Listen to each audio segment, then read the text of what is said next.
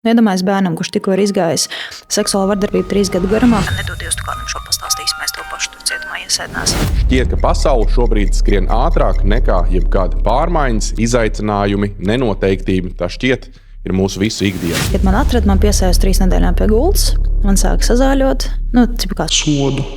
Bet fonā aug klusiņām cita problēma.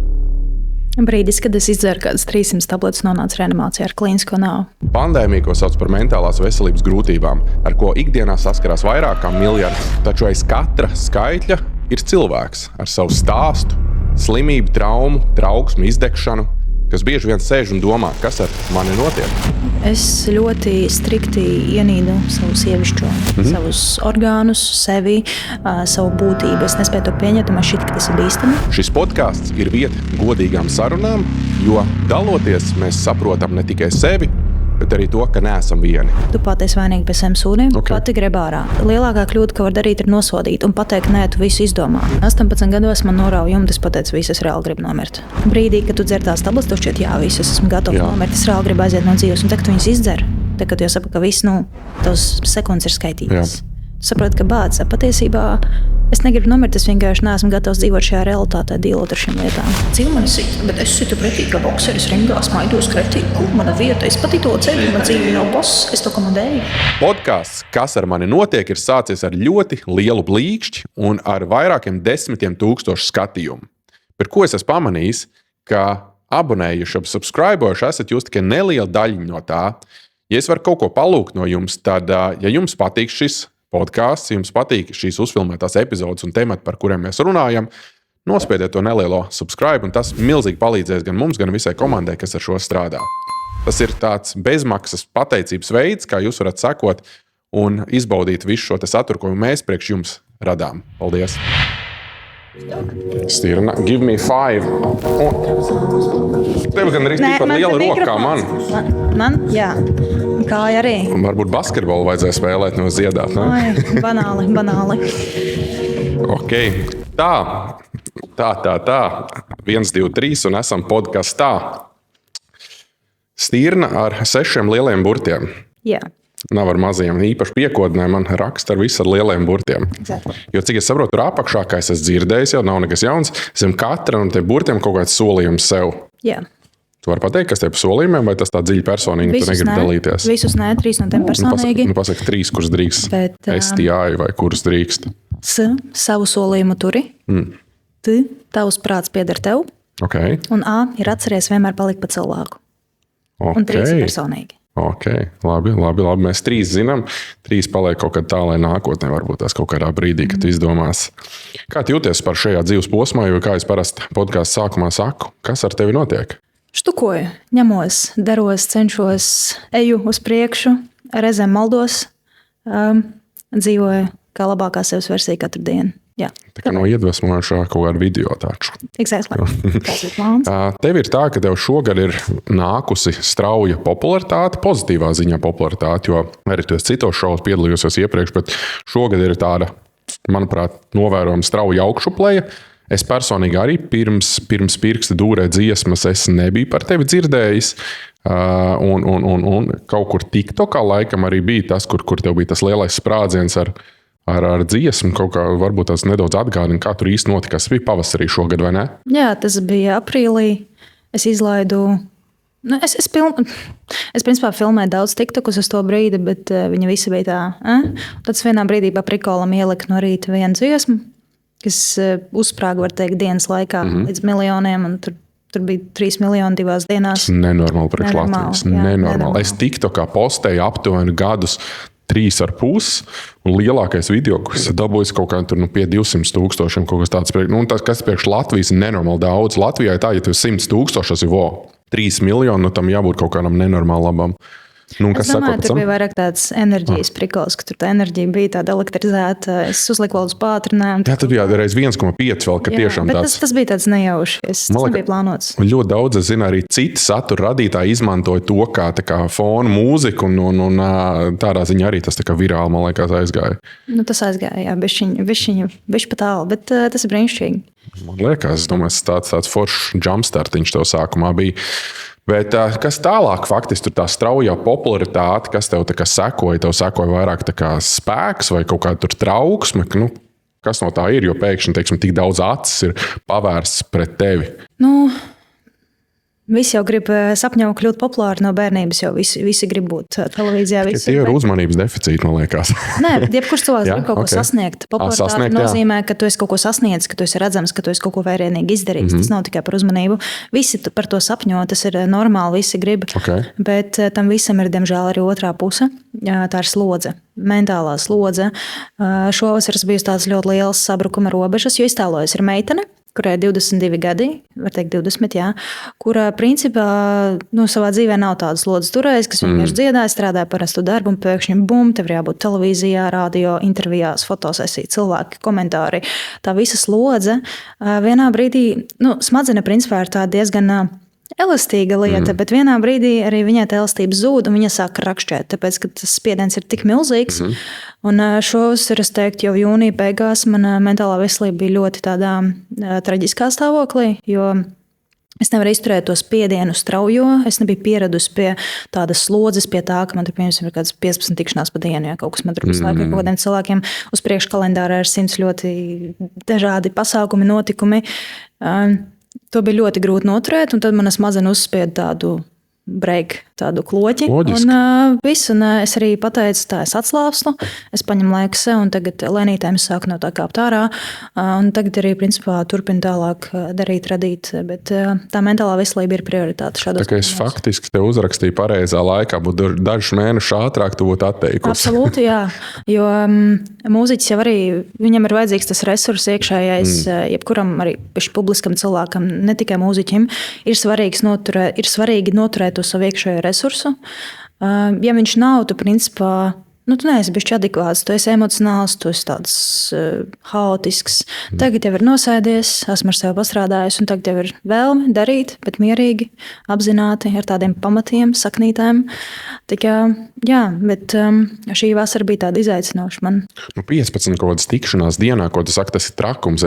Jebkurā vecumā, jebkurš cilvēks tādu slodzi neturētu. Tas nebija oficiāls tikšanās, tā bija kaut kādi, cilvēki tev raksta, tev visiem jāatbild, tu non-stop esi internetā, tu non-stop esi ekrānā līdz 3 naktī, tu nevar gulēt, tad tev zvana. Tas tikšanās ir arī video zvani, kaut kādi parastie zvani, fiziskās, tur labi, kaut kādas, tu aizbrauc uz rādio, pēc tam te jābrauc uz studiju, pēc tam vēl kaut ko, pēc tam jārunā par to, kas tev notiks tālāk, pēc tam tev ir jāčato visu laiku, saskaņot visas prese, kas tev ko, jāsaskaņo rakstī, jābrauc, jādomā, kā man tagad uzstāties, tev vēl pozitīvus man uzkrita uz galvas. Kur tu atteici beigās? Es atteicu beigās, jā, jo sākotnēji, protams, es tajā emocionālā hausā bez pieredzes nevarēju izvērtēt īsti, cik tas ir praktiski reāli. Uz emocijām es piekritu, un pēc tam, kad es jau sāku praktiski strādāt pie programmas, es sapratu, ka pa 2 mēnešiem tas fiziski nav reāli uztaisīt pilnvērtīgu koncertu programmu uz 45 minūtēm.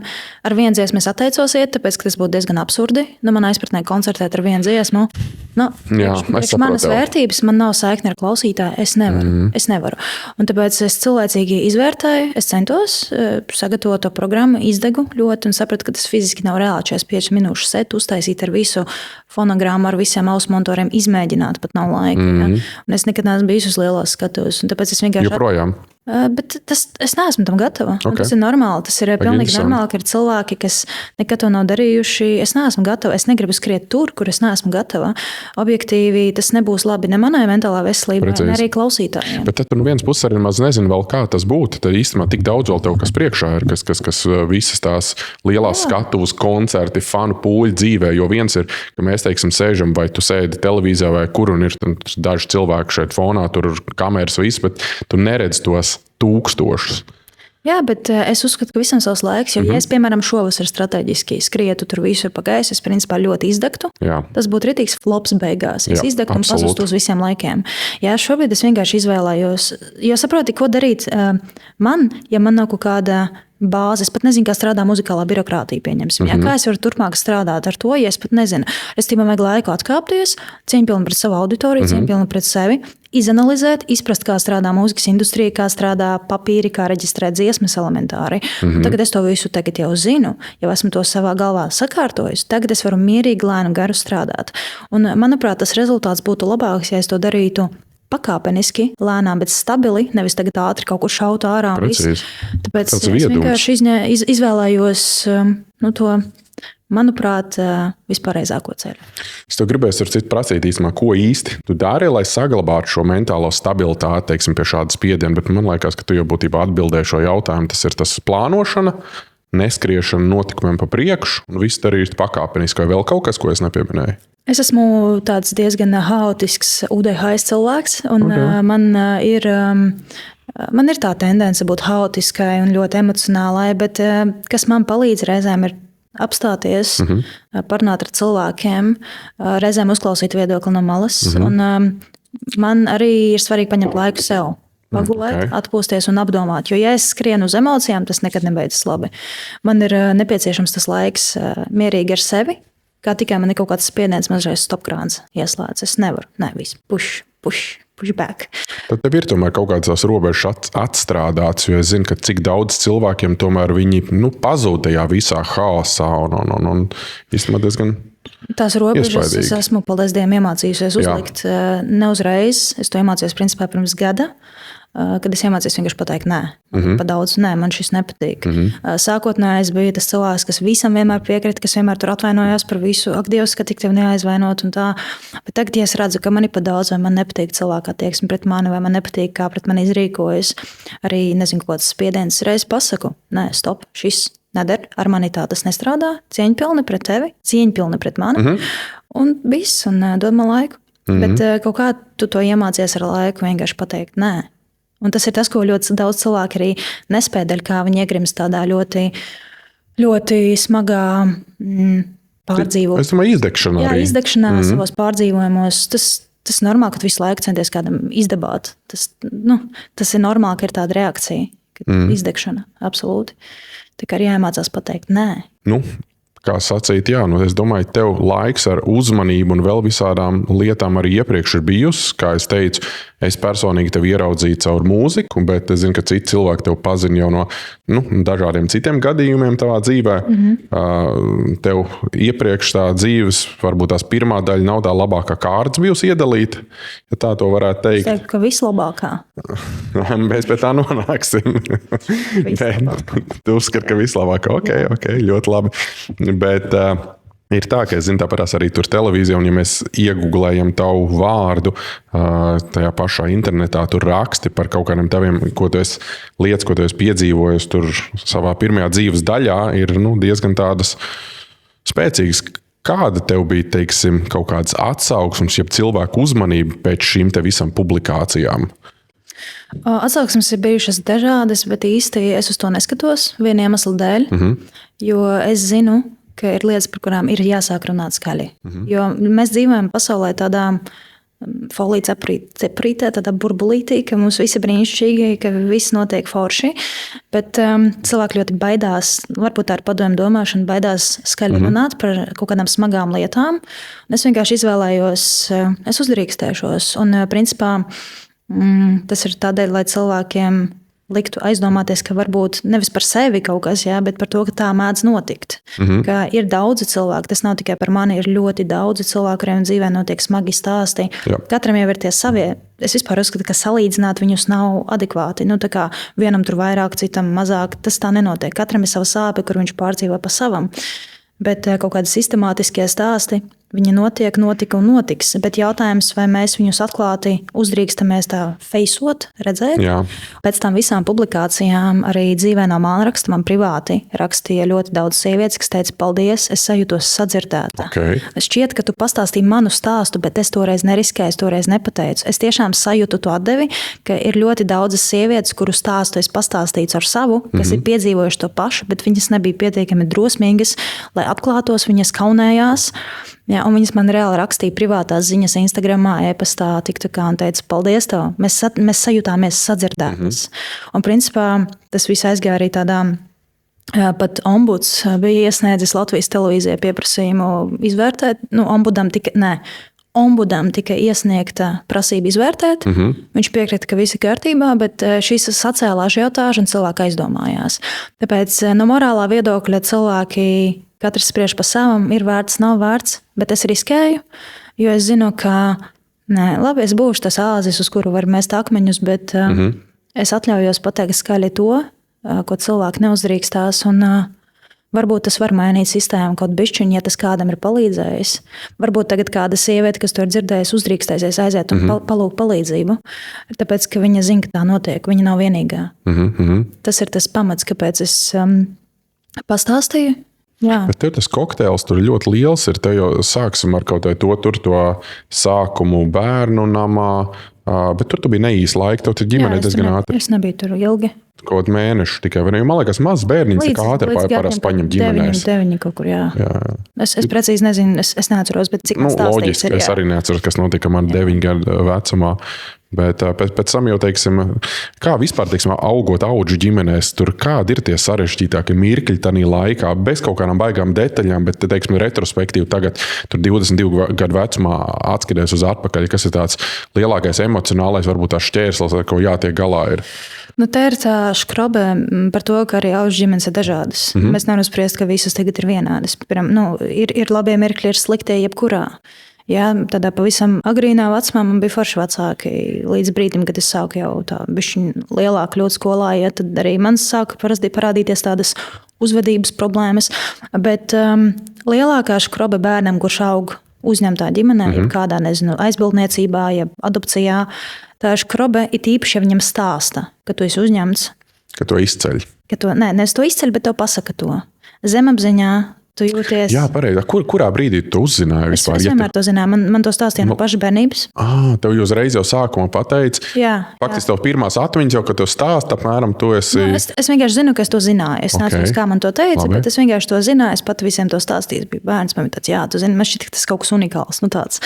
Bet beigās ar laiku zemapziņā iesēž tā doma, ja tu to zini, jā, ka es neesmu īsts, manī pameta. Es neesmu mīlēts, ka es neesmu šis bērns. Es esmu tas svešs, man jābūt zemāk pa zāli. Es esmu neiederīgs šeit, es jūtos zemāks. Un tad tu visu mūžu dzīvo ar to apziņu, ka es esmu ģimenē, bet es neesmu īstais. Es esmu atstumts, mani pameta jau pat dzemdību namā. Un tas tā pirmā doma, ka tā ar mani kaut kas nav labi. Un tas ir pirmais moments un solis, kad tev rodas tās mentālās problēmas, tev rodas tā depresija jau no paša mazotnes brīdī, kad tu saproti, ka, ja no manis atteicās, tad es biju vainīgs, tad kaut kas ar mani nebija tā. Ja manis 6 dienās atteicās, es jau maza kaut ko ne tā darīju. Un tas skaidrs, ka tas tā nav, bet zemapziņā bērnam tas diezgan stipri iespējams. Veidojas kaut kāda tā pamatne, kaut kāda tā īpaša nepārliecība varbūt tās par sevi. Tu droši vien tev ir šo jautājumu uzdevuši entās reizes. Tu esi kādreiz tur meklējis savu bioloģisko māti? Es viņu esmu atradusi. Jā, es viņu esmu atradusi. Runājusi ar viņu? Jā, es ar viņu parunāju. Man bija tikšanās ar viņu. Viņa ir prostitūta. Viņa ir diezgan tāda interesanta dzīvesveida piekritēja. Bet viņa ir ļoti interesanta. Man patīk tos formulējumus. Bet tā tas arī ir. Absolūti. Un, sākotnēs es biju ļoti uz viņu dusmīga. Es biju nenormāli dusmīga, es viņu tikos. Man bija daudz jautājumu, ka man tu visu stāstīji. Kāpēc? Bet šobrīd es principā sapratu, ka viņa, paldies pirmkārt, viņai es varu pateikt par to, ka viņam piedzemdē un iedeva man dzīvību, tā vai tā. Otrais, es varu viņai pateikt vēl vienu lielu paldies par to, ka viņa bija piemērs man, kā nevajag dzīvot, ka es nevēlos iet viņas pēdās, ka es nevēlos dzert, lietot, ka es nevēlos iet tādu ceļu.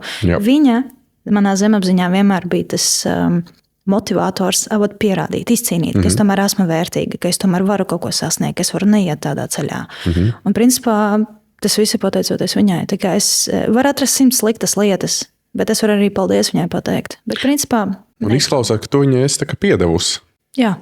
Viņai, jā. Piedošana, vai tev vispār piedošana kā tāda ir svarīga tajā kaut kādā dzīšanas procesā, tāda varētu teikt?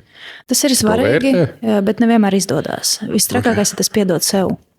Jā, tas ir tas visgrūtākais. Prasa laiku. Jā, bet citiem ir salīdzinoši vieglāk to vienkārši atlaist. Bet jau saprot, ka tu piedod ne jau tāpēc, lai viņiem piedod, bet lai tev mierīgāk ir. Tā vai tā, viņa pati savu dzīves to karmu ir saņēmusi un...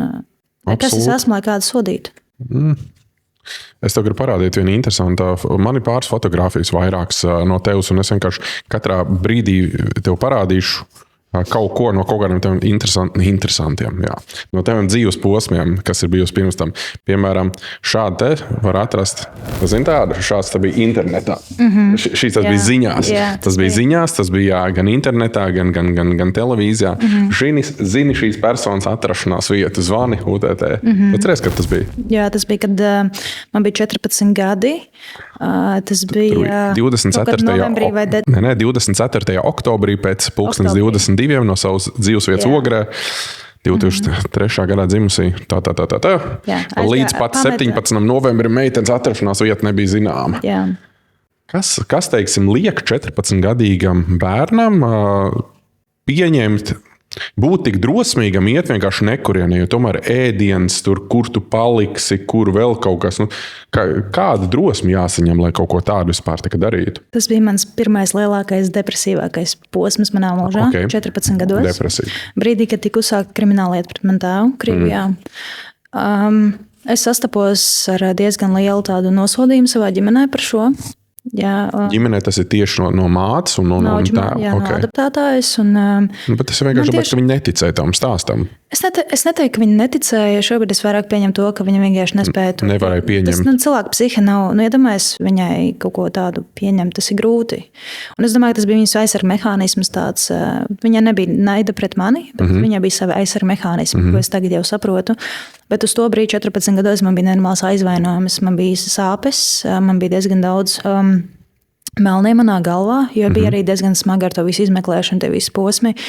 Un, kad to mājās sastopies, tev atved no citas valsts uz mājām, uz jaunām mājām, kur ir pilnīgi cita vide, un tur vēl sastopies ar tekstiem, ka nedod Dievs, tu kādam šo pastāstīs, mēs tev paši tur cietumā iesēdināsim. Tu saproti to slodzi, tu saproti, ka tas ir nepilngadīgs, tu nevari par sevi pastāvēt. Jā. Un, principā, mana psiha pateica, zini ko, adios. Tas bija ļoti haotisks lēmums. Tas bija vairāk tāds protests. Zini kā, bez manis mums būs labāk šitais viss pigors. Man bija 14 gadi. Es biju diezgan tādā smadzenēs. Es biju apmaldījusies sevi. Un es tiešām sāku klaņot. Tad tu vairāk teiktu, tas bija tāds drīzāk haotisks, neapzināts lēmums, un tev tur īsti plāns apakšā, apmēram, ko es nākamās nedēļas ēdīšu, kur es dzīvošu, nebija. Tas vienkārši. Man vienkārši bija stop, es nevaru vienkārši te atrasties, man jābūt kaut kur. Jo tajā brīdī arī Audža māte nebija mājās. Es atstāju 100 zīmītes, tur aizgāju prom. Tas bija tīri absolūti emocionāls lēmums. Kā tev liekas, vai būtu iespējama tāda situācija, ka kāds tev varēja kaut ko no malas pateikt, lai tu to nebūtu darījusi? Vai tas tev bija tik liels hauss, ka tur bija nekāda palīdzība, vai es tev nevarētu palīdzēt? Man bija totāls hauss galvā. Man nebija psihologa, es nebiju tikusi ar to visu galā. Man bija arī ļoti liela sāpe. Manā smadzenē darījās pilnīgs muģeklis to brīdi. Iedomājies bērnam, kurš tikko ir izgājis seksuālu vardarbību 3 gadu garumā, kuram tagad ir krimināla process, kuram mājās netic. Vienkārši tas ir tāds, uz kuru vēl spiediens kaut kāds ir bijis. Tā visa vide, skolas mājiņa, atkal dzīves mājiņa. Pusaudzim tas ir diezgan traki. Un man vienkārši galvā darījās. Es domāju, ka cilvēki, kas nav ar to sastapušies, ka viņi nevar iztēloties. Es domāju, ka ne tās emocijas, ne to situāciju tas var stāstīt, to var noklausīties. Interesanti, kāram tas ir bijis. Bet tas apmēram tā, ka tu filmu skaties. Zini, kā kādreiz skaties filmu, kaut kas tur sprāks, kāds lido milzīgas mājas, brūk, kā arī UTT. Tas, kas nav bijis tur, tu to kādā rainu var noskatīties. Interesanti. Bet tas, kas nav sastapies to dzīvē, es nedomāju, ka var kaut nedaudz izprast patiesībā, kā tur būtu iekšā. Kā viss, teiksim, tas ietekmē kaut kādu tavu pašvērtējumu, attiecības pašai ar sevi? Tas bija tas periods, kad man ieslēdzās mana viena personības daļa, kas nenormāls spīts. Spīts? Vēlme sasniegt. Jo tad, kad es sāku iet, es atceros, gāju pa dzelzceļu, tas bija ļoti augsti man bija. Es gāju līdz Rīgai pa dzelzceļu. Oktobra beigas, tas faktiski laikapstākļi līdzīgi kā tagad. Jā.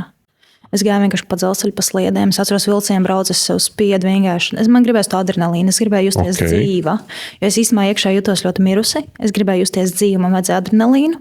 Un tas bija tas izdzīvošanas survival mods, kas man bija ieslēgts. Un īstenībā es teiktu, tie bija laimīgākie mani laiki iekšā ar sevi. Es jutos brīva, es jutos spēcīga. Beidzot, es jutos spējīga lemt, spējīga... ar tādu cieņu pret sevi, ka es varu izdzīvot šitā. ka es esmu spēcīga pati. Man visi noliek, ka es esmu tur vāja, tur nezinu, kas. Šeit es parādu savu skaidrs ar tiem labākajiem veidiem, destruktīvā formā. Katram savs bet uz to brīdi tas bija tāds izdzīvošanas mehānisms, kad man bija tāds, es varu. Bet fiziski, kas toreiz bija visgrūtākais? Augstums, tomēr novembris, kaut kā nedrošība, vientulība, ēdiens. Kas cits? Es teiktu, augstums. Ēdienu es atradu, to nedrošības man nebija. Es tieši otrādi jutos brīnišķīgi. Es reāli jutos brīnišķīgi. Es jutos, ļoti. Uz to brīdi es jutos labi. Bet tas augstums bija tāds drēgnums. Bet, principā, es jau diezgan ilgstošu laiku biju prom. Nebija tā, ka es visu laiku biju uz ielas. Es atradu arī kaut kādu īslaicīgu patversmi pie cilvēkiem. Tu kaut kādas 3 nedēļas aptuveni, ja? Jā, bišķi varbūt mazāk. 10 dienas bija cilvēki, kas man slēpa no policijas, apzināti, par ko es neatklāšu vairāk, bet es viņi zināja manu stāstu. Viņi man slēpa Ziepnieka kalnā no policijas. Mēs, kad redzējām, ka policija braukā, tad es gāju ārā tikai pa naktīm staigāt, bet man bija absolūti brīvība, dari, ko gribu. Un, kas ir ļoti slikti, protams, 14-gadīgam bērnam, tagad es to apzinos, bet toreiz kā bērnam man tas šķiet episki.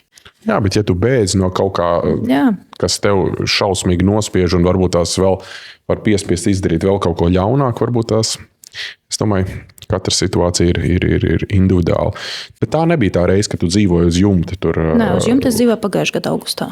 Pagājušā gada augustā? Jā, es biju bezpajumtdienas pirms gada. Pagājušā gada okay. Bet vasarā vismaz, tas nebija oktobrī. No augusta vasarā, jā. Okay, augustā vasarā. 1 mēnesi tu dzīvoji?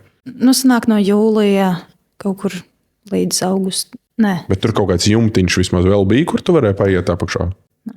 Bet kā, tur naktī kaut kāds lietas uzlīst kaut kas? Tā arī, jā. Ko nozīmē tā arī? Tu guli zem lietus viss. Bet tad paliek slapš, nosalst, var saslimt, temperatūru, nomirt. Jā. Kā to var izdzīvot? Es nezinu. Man tev nav atbildes šo jautājumu. Tajā brīdī, kad tu pazaudē principā visu, dēļ sava kaut kāda lēmuma, bezatbildības, savā bezpajumtnieces tajā laikā, es sapratu, ka jāpēc čīkstēt. Es nevaru nevienu vainot pie savām problēmām, jo šajā situācijā es nonācu tikai vienīgi pateicoties sev. Dēļ savas bezatbildības nespējas finansiāli rīkoties pareizi, nespējas adekvāti izvērtēt savu nākotni. Šīs bija vienīgi un tikai mana atbildība. Un pie tā bija vainīga tikai es. Tāpēc čīkstēt tagad kaut ko nav vērts. Tas bija tāds sitiens no dzīves, kas man lika diezgan adekvāti pateikt sev, Lilita, tu pati esi vainīga pie saviem sūdiem, pati grib ārā. Un tas bija tāds ļoti liels sitiens pa manu ego, protams, jo agrāk es dzīvoju tādā žēlstībā pret sevi, ka man pasauli pažēlos, visi brīnišķīgi, bet pagājušā vasara iesita man tā rītīgi pa to ego un lika man izmainīt savu personību ļoti. Tik uzņemties atbildību? Jā, absolūti, jo kas cits ir vainīgs pie tā, ka es nonācu tādā situācijā? Tikai es. Es varētu diezgan lielu skaitu ar lietām iedomāties, bet dienas beigās ir jau tas vecais teiciens, ka, ja tu ieliec vārošo ūdenī kartupeli, viņš paliek mīksts. Ja tu ieliec vārošo ūdenī olu, viņš paliek ciet. Apstākļi visiem vienādi, atkarīgs no kā tu esi veidots. Tie ir mani lēmumi, kaut kāds kategorisms, kuras kaut kur atteicos, sačakarējos ar kādu kaut ko tur, sakasījos, bet tā bija tikai mana atbildība. Es varēju līdz tam vienkārši nenovest, bet redz, mans kategorisms, mans ego noveda pie šī, un man tas bija savu jāatzīst, kas nebija viegli. Un tad, kad es nonācu uz ielas, es momentā atradu darbu, es strādāju, vienkārši rutēju. Tā bija pilnībā mana atbildība. Kur tu strādāji? Benzīntankā. Un tad mājās gāju uz jums. Es gāju, strādāju pa dienu benzīntankā. Varbūt tā bija benzīntanka atslēgas, varēja kaut kādā toaletē dzīvot pa nakti, ne? Benzīntanka 24/7. Bija kolēģi, kas vēroļā. 24, bet arī benzīntanka jau 24/7. Nē, es nebiju 24/7. Tur bija no 6 no rīta līdz kādiem 10-11 vakarā. Ideālā vieta, kur nakšņot, bet tev nebija atslēgas. Nē, tur signalizācija nakti. Protams, es vairāk kā humoru to iemetu. Man vienkārši grūti ir joprojām aptvert vairākas no šīm lietām, ko tu stāsti, bet tas tāds mana aprobežotība. Vēl, cik es saprotu, es vairāk kārt vai 2 reizes, ka sanāk, ka bijusi arī psihiatriskajā slimnīcā. Un faktiski pat nepatiesi diagnosticēta šizofrēnija, paranoidā šizofrēnija. Kā tu pati to atceries vispār to stāstu? To diagnozi man uzlika 14 gados, tā kā bija tā krimināllieta. Man ielika Ainažos. Tas ir pēc šī gadījuma? Jā, tieši pēc šī gadījuma man ielika, kad man atrada, man aizsūtīja uz Gaļazaru. Man bija ļoti smagas depresijas, posttraumatiskā vispār. Es biju nenormālā psihozē. Es uz ielas biju nodzīvojis, man bija nenormāla smadzeņu psihoze. Vienkārši bija brutāli posttraumatiskais un viss kopā. Un es biju ļoti neadekvāta. Tas ir fakts, bet mani pēc tam pārsūtīja uz dēļ pašnāvības domām uz Ainažu psihoanalītisko slimnīcu. Tas bija tieši tas gads, kad tur bija tas skandāls lielais. 18. gadā bija skandāls Ainažu slimnīcā, ka bērnus pie gultas siena. Okay. To nedrīkst darīt, jā? Nebūtu vēlams. Es nezinu. Es biju 3 nedēļas piesiet pie gultas. Principā tas stāsts bija par mani, tāpēc, ka es aizbēgu no turienes. Es biju protestā, man bija tāds, es tur netaisos būt. Pusauģi gājieni, kā saka. Un toreiz arī, kad man atrada, man piesēja 3 nedēļām pie gultas.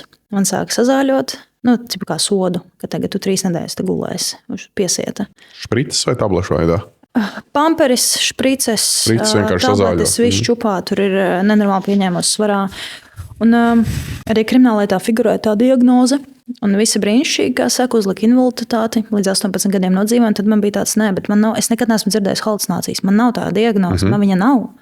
Jā, man ir tur psihozes kaut kādas, man ir posttraumatiskais stresa sindroms, kas izpaužas flashbackos, atmiņu uzplaiksnījumos. Jo tev ir bijušas šīs traumas. Jā, man ir loģiski. Es domāju, ka jebkuru cilvēku ieliekot tādos apstākļos, kādas tev kā pusaudzim bija jāiet cauri, un tur neviens neatnāk smuks, smaidīgs sauļuks atpakaļ. Jā, man bija tā atmiņu uzplaiksnījumi, kā acu priekšā vienkārši tas viss kadrs, tas ir posttraumatiskā stresa pazīmes, depresija ļoti smaga, kaut kāda varbūt bipolārās iezīmes, kad lēkā garastāvoklis, tas ir normāli. Bet es sajūtu, ka man nav pareiza diagnoze, un tā brīža man trešā, var teikt, auģu mamma izcīnīja. Mēs aizgājām, veicām pētījumu pie neatkarīga ārsta koncīlī. Viņš pilnīgi mierīgi, man ir pat vesela lapa, kas atceļ šo diagnozi. Oficiāli man pateica, ka diagnoze ir atcelta, viņas nav. Man ir citas posttraumatiskais, tur adaptācijas traucējumi kaut kādi ir bijuši. Jā. Bet šīs diagnozes man nav. Pēc tam arī man ir oficiāli atcelta no reģistra. Respektīvi, viss ir kārtībā, bet tās posms manā dzīvē bijis. Un pēc tam es jau cīnījos ar tādiem rekurentiem depresīviem traucējumiem, kas bija un to posttraumatisko. Jā, bet tas ir viss no dzīvē pārdzīvotā. Tas īsti. Protams. Es negribētu teikt, ka tas varbūt tās ģenētiski vairāk, ka vienkārši tik tiešām smaga trauma bijusi, kam tu esi gājusi. Es ticu, ka arī ģenētiski ir iespējamība, ka man ir tā noslēdz uz to depresiju, jo tomēr mana mamma pieturēja bioloģiskā nevisai labu dzīvesveidu. Okay. Un arī man tur bioloģiskā ģimenē nav viss super spoži, bet es domāju, ka tas svarīgākais faktors ir tā psiholoģija. Piedzīvotais. Jā. Jā, tu teici, tu pieņēmies svarā. Laikam šis būs tas moments no tās dzīves. Atceries? Es dievinu šo bildu. Viņa ir tik brīnišķīga. Ar sunīšiem? Jā. Te man bija kā 94-95 kg. Jā, es tev zvēru 94 kg. Vairāk nekā man šodien. Šorīt svēros, man nav 94. Šī bilde, starp citu, brīdī, tas ir uzreiz pēc, manuprāt, pēc slimnīcas. Jā, pēc psihiatriskās slimnīcas. Vai tu priecīgi tur izskaties? Šeit, jā, jo es biju ar suņiem. Īstenībā šī ir vieta, es neteikšu, neatklāšu kas kaut kā, bet es biju mājās pie cilvēka, kurš man sniedz nenormālu foršu atbalstu. Un es jutos tiešām saprasta, pieņemta, un man tika dot iespēju bišķiņi atkopties emocionāli. Un tas bija brīdis, kad es tiešām jutos atslābusi. Bet man bija tie 90 kg. Kāds ir kaut kāds emocionālais dialogs ar sevi tajā laikā var būt, teiksim, ka tu skaties, nezinu, kaut kā tās svara pieaugums tam līdzīgs, vai tev bija vienalga, ņemot vērā, ka tu beidzot jūties tā kā droši? Es viņu godīgi teikšu nejūtu. Es viņu sajūtu tikai pēc tam, kad ieraudzījušies bildes, kad es jau nometu svaru. Okay. Ja brīdī, kad cilvēks to svaru uzņem, manuprāt, viņš īsti spogulī, es viņu personīgi neredzēju. Es pēc tam tikai, kad jau notievēju, pēc šim tā diezgan neapzināti notievēju, es sāku paskatījos tām bildēm, ak, Dievs, es reāli tā izskatījos. Ak, Dievs, es reāli šitā izskatījos. It kā dzīvē, es tev bez jokiem, es nejūtu to svaru vispār. Tu esi vairākas reizes cīnījusies arī ar depresiju un pašnāvības domām. Kurš bija tieši tas tavs zemākais punkts, tavuprāt? Brīdis, kad es izdzeru kādas 300 tabletes, nonācu reanimācijā ar klīnisko nāvi. Jā, tas bija mans zemākais punkts. Es biju domājis, ka būs lēciens Daugavā no Akmens tilta, bet ok. Tas nebija viszemākais punkts. Tas nebija viszemākais. Bet viens no.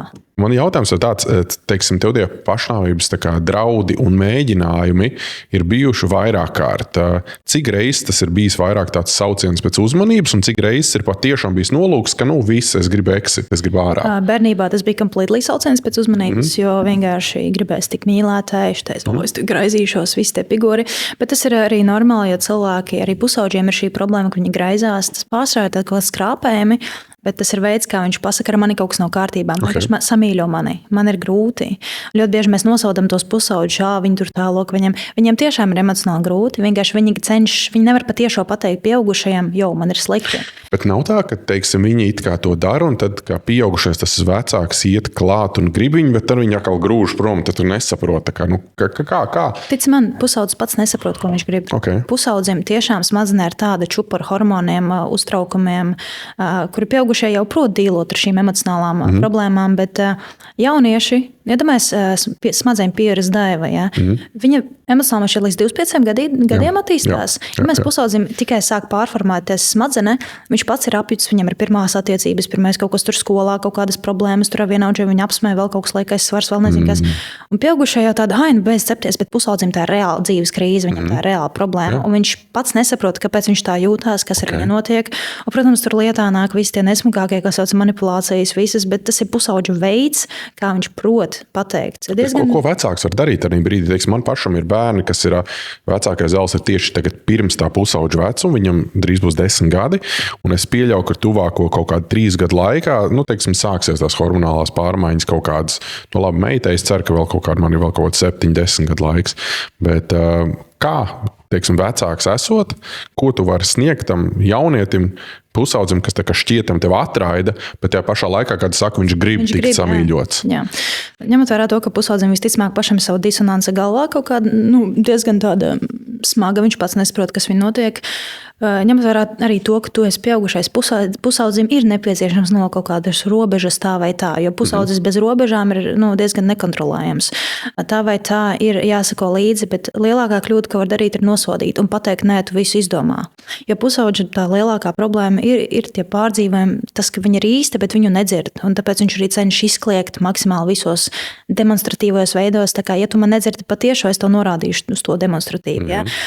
Var vienkārši pieņemt, pateikt, es nesaprotu, kā tu jūties, bet es pieņemu to, ka tu jūties slikti. Viss, kā es tev varu palīdzēt, es tev iedot, piemēram, psihoterapeitu, psihologu, es tev varu sniegt palīdzību, bet arī tu jau esi diezgan sakarīgs cilvēks, es tev nenosodu, bet tad, ja es tev dotu palīdzību, tev būtu jāiet pie tā speciālista. Nolikt tādu robežu, piemēram, piedāvāt psihoterapeitu, kas pusauģiem īstenībā ļoti man personīgi palīdzēja, kad es iegūstu savu psihoterapeitu, es 3 gadus pie viņa nogāju, tas bija labākais par laiks manā mūžā, es sakārtoju savu smadzenī.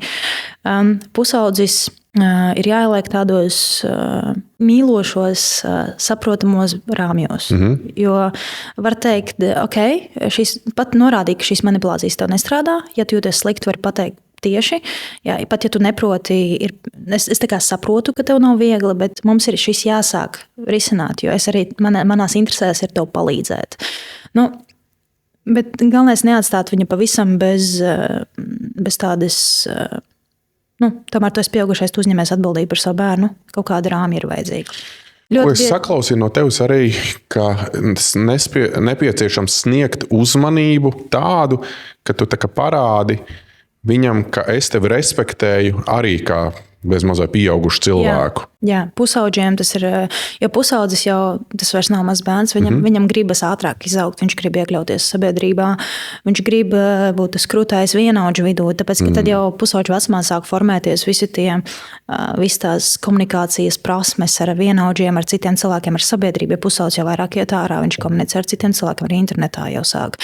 Un viņam ir ļoti svarīgi nejusties atstumtam, un lai viņš arī kaut kādu autoritāti. Viņam ir svarīgi to just. Mums jau pieaugušiem principā vienalga tā just. Arī gribās, bet mēs tā saprotami, cieņpilni. Pusaudzim tas ir dzīvības un nāves jautājums. Jā, es zinu, ka tajā vienaudžu spiedienu ietekmē ļoti daudz sāk lietot arī alkoholu, smēķēt. Es atceros tādā laikā, kad es biju skolas vecumā, un apmēram tu tur vismaz neesi pamēģinājis uzpīpēt mīkstais. Absolūti. Bet tu neesi pamēģinājis. Nebija pat iespēja pateikt, varbūt tās nē. Nu, teiksim, zinu, kā es negribu to momentā nolikt. Uzreiz tu esi vai nu sīkais vai mīkstais. Bet tas ir tas jautājums par to, ka skaidrs, ka pusauģi nav īsti vēl izpratuši dzīves vērtības. Viņi nav arī emocionāli nostabilizējušies. Nu, tagad, kad mēs uz apakaļ skatāmies, protams, bet tādā brīdī jau instinkta barā, viņi instinktos dzīvo, kas ir viņu vecumam pilnīgi saprotoši normāli. Drāmas instinkti, cits vainīgs tikai nes, tas ir pilnīgi normāli tajā vecumā, bet jautājums vienkārši, kā to, kā iemācīt savam pusaudzim cieņpilni ar cieņu, ka čalīt, tā kā es saprotu, ka tu tā jūties, bet ir jāmācās arī pakāpeniski sevi stabilizēt. Vai kaut kādu, es pat neesmu psihologs, es nevaru iedot tādu padomu. Es zinu, kā tie pusauģi jūtās. Ja nebūtu mūziķi, gribētu būt psihologs? Es īsti, es nezinu, man nav atbildes šo jautājumu. Man nav, es esmu mūziķi un ar to ir labi. Bet pusauģiem ir vissvarīgākais, lai viņus sadzird. Jo ja viņus nesadzird, vai vismaz tu vari viņus nesaprast. Bet pieņem to, ka viņi jūtas citādāk. Un ja viņus nesadzird, tad rodas visas tās manipulācijas, visas tās lietas, un pēc tam mēs viņus tikai par to nosodām. Bet mēs negribam saprast, kur ir tas cēlonis, kāpēc viņi tā rīkojas. Un skaidrs, tas viss nav smuki, bet tas ir viņu vienīgais tas izdzīvošanas mehānisms. Bet runājot par tām pašnāvībām, tie bija tādi bērnībā demonstratīvi, un 18 gados man norauja jumtu, es pateicu, es reāli gribu nomirt. Un tad tas bija ziemā, vai 12. janvārī, ja es nemaldos, kaut kur plus mīnus. Es izdzēru vienkārši saujām zāles, un tad es arī sapratu vienu triku ar tām pašnāvībām. Tad, kad tu gribi nomirt, patiesībā jau tu negribi nomirt. Tas ir tas absurds. Ko tu ar to domā? Brīdī, kad tu dzer tās tabletes, tu šķiet, viss, es esmu gatavs nomirt, es reāli gribu aiziet no dzīves, un tad, kad tu viņus izdzer, tad, kad tu jau saproti, ka viss, tavs sekundes ir skaitītas. Tu saproti, ka bāc, patiesībā es negribu nomirt, es vienkārši neesmu gatavs dzīvot šajā realitātē, dīlot ar šīm lietām. Bet aiziet es negribu, man ir bail nomirt. Iekšējā man ir, vienkārši es neredzu ceļu, kā dzīvot šajā realitātē, kas man ir. Iekšā redz, cilvēkam ir ļoti liels šis pašsaglabāšanās instinkts, kas līdz pēdējiem brīdim. Es atceros, kā arī viens no maniem jogas skolotājiem stāstīja par interesantu veidu. Kā reizēm, ka tev tā kā prāts saka, viss, es gribu prom no šīs pasaules. Un tad tu pasēdi un paņem aizspied degunciet, aizspied muciet un neelpo. Pagaidi. Minūte, pusotra, maksimums 2. Un pēkšņi ķermenis, nē, es gribu dzīvot. Jā, tā ir. Ka tas pašsaglabāšanās instinkts iekšā ir milzīgs un nepavēlti. Droši nebūs pareizi tā teikt, bet tāds efektīvākās parasti šīs aiziešanas metodas ir tās, kur īsti cilvēks vairs nevar sev neko palīdzēt. Ja viņš ir, teiksim, izdomājis, nezinu, man bija klases biedrs vidusskolā, kurš ielēca akā. Tur nav atpakaļceļa ziemā pie tam vēl. Bet es ticu, ka to laiku. Un arī, teiksim, parasti pakāršanās ir tās, kur tu visu, tu tajā cilpā esi, tu tur neko vairāk sev nevar palīdzēt. Bet tic man, tās pēdējās domas ir par to, ka bāc. Varbūt nevajadzēja. Izēja, jo brīdī, kad pirms tu to dari, tev ir tāds adrenalīns, tev ir tik lapēs, ir tāds, viss esmu gatavs, es tiešām gribu aiziet, es gribu nomirt. Tas tāds emocionāls triggeris kaut kāds, Bet tā, kad tu to jau izdari, vai nezinu, tu krīti, vai tu izdari tās tabletes, visu, un tu saproti, ka bāc, varbūt tomēr es vienkārši nebiju gatavs dzīvot šajā realitātē, bet man ir bail mirt. Un tas ir tas smadzenes sev to iestāst tikai tādā ekstrēmā brīdī. Starp citu, ja arī tev ir jebkāda veida pašnāvnieciskas domas un tieksmes, ir bezmaksas un diennakts krīzes tālrunis 1116 123.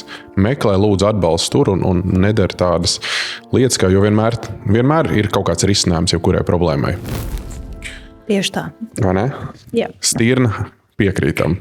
Ka ir vienmēr izcinājums, un ka nevajag to darīt. Ratificēts, forši. Vēl viens tāds interesants savs dzīves posms bija šis te, kas ir šis jaukais puisis? Šis ir Piedod, bet kurš ir šis jaukais puisis? Kolosāla bilde, es viņu dievinu arī. Nē, bet šis ir mans, es nevaru, tas ir so cringe. Bet, Saki. Caur ērkšķiem uz fināls atklāšanas pasākums Origo. Brīdis, kad arī es biju diezgan, es tikai sāku kāpt ārā no saviem iekšējiem tādiem sāpīgiem momentiem, jo man bija tāds dzīves periods, kad es īsti nevarēju pieņemt to, ka esmu sieviete. Es gribēju teikt, tu izskaties ļoti puiciski, pavisam citādi kā tagad. Varbūt tas pastāst par šo savu ceļu uz sievišķību. Jo, es teiksim tā, ja man nolikt šo bildi un pateikt, ka tā esi tu, es tā neticētu. Jā, tā absolūti esmu es pirms 3 gadiem. Man bija tāds periods, kad pēc viss, kas bērnībā bija piedzīvots, es ļoti strikti ienīdu savu sievišķo, savus orgānus, sevi, savu būtību. Es nespēju to pieņemt, man šķiet, ka tas ir bīstami. Bīstami? Es piedzīvoju seksuālu vardarbību. Es saprotu, bet kādā ziņā bīstami? Ja es būšu sieviete, tad atkal kaut kas tāds notiks. Ja? Un mana psihe aizsargājas, viņa nogrieza matus, viņa pateica, nē, es negribu, es nevaru, es būšu vecs. Es esmu dzirdējis šāds gadījums tieši tā, ka sievietes arī kara laikā, ka viņas nogriež īsus matus, notina krūts, lai izskatītos pēc zēna, lai ir drošāk. Un tas bija mans tāds bēgšanas no sevis posms, kad es kategoriski netolerēju sevi. Es nevarēju nomazgāties, es ienīdu sevi, es nevarēju sev paskatīties. Es reāli ienīdu. Līdz vienkārši katastrofāli ienīdu sevi, bet es ar to dzīvoju. Ļoti bēgu no sevis, nevēlējos sev to atzīt. Un jau pa 3 gadiem ir pagājis diezgan liels laiks, esmu ar sevi pastrādājis un esmu absolūti pieņēmusi savu sievišķo. Es vēl nespēju uzvilkt kleitu, bet es ticu, ka tā diena pienāks. Bet jau es arī sāku vairāk pieņemt sevi, justies arī skaista. Es pa 3 gadiem esmu diezgan ar sevi pastrādājusi. Bet šis bija posms tieši pēc ērkšķu šova, kad es tikai biju paskatījusies sevi no malas ekrānos. Es sapratu, kā es izskatos. Tas bija pirmais moments, kad es sapratu, ka man jāsāk kaut kas mainīt. Arī sāk jau audzēt matus, jo pamatā man bija uz nulīti viņi nogriezti. Šitā man jau viņa sāk augt, es sāku jau tā audzēšanas procesu, es sāku jau bišķiņi diezgan neveiksimīgi rakursa bildu un mīmika, ja, bet jebkurā gadījumā es atceros šo dienu. Tas bija mans tāds lielais solis, drosmīgais solis. Vai tas tavuprāt ir vērtīgākais, ko tu paņēmi no šī šova? Caur ērkšķiem man palīdzēja ne tik ļoti, es tur nebiju tik ilgi, ne tik ļoti ar tām nodarbībām, kas arī man atmiņā ir, bet viņš man palīdzēja ar vienu vislabāko lietu. Iedeva iespēju paskatīties ekrānā uz sevi no malas. Un tā bija diena, kad mans ego bija satricināts gabalos, kad, es ļoti ilgi dzīvoju tādām arī disonancēm. Man šķita, ka es esmu bēg kruta, un es arī domāju, ka es tā izskatos. Kad es paskatījos sev no malas, mans ego pateica, tur absolūts sūds, kas no sevis pūš kaut kādu beigu ego. Iekšēji neapstrādāts bērns, diezgan tāds, kurš netiek ar sevi galā, kurš vaino visus citus, negribu uzņemties atbildību.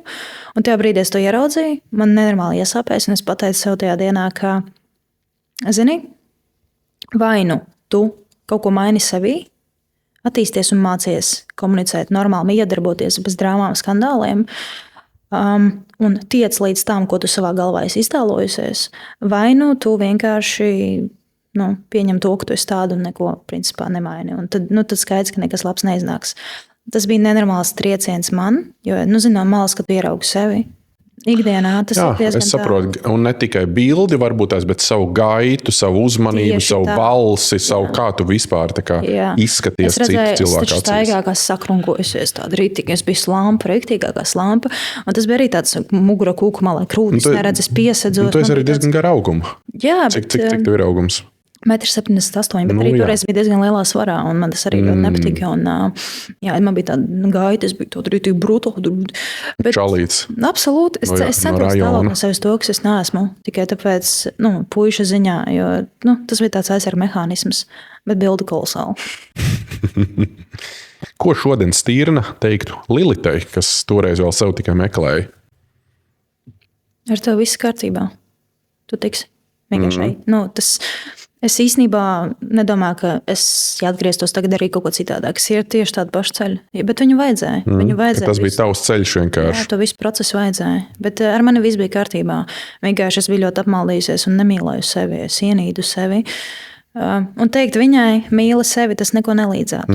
Tāpēc, ka viņa tā vai tā turpinātu nemīlēt sevi. Jo viņa nebija gatava pārmaiņām uz to brīdi.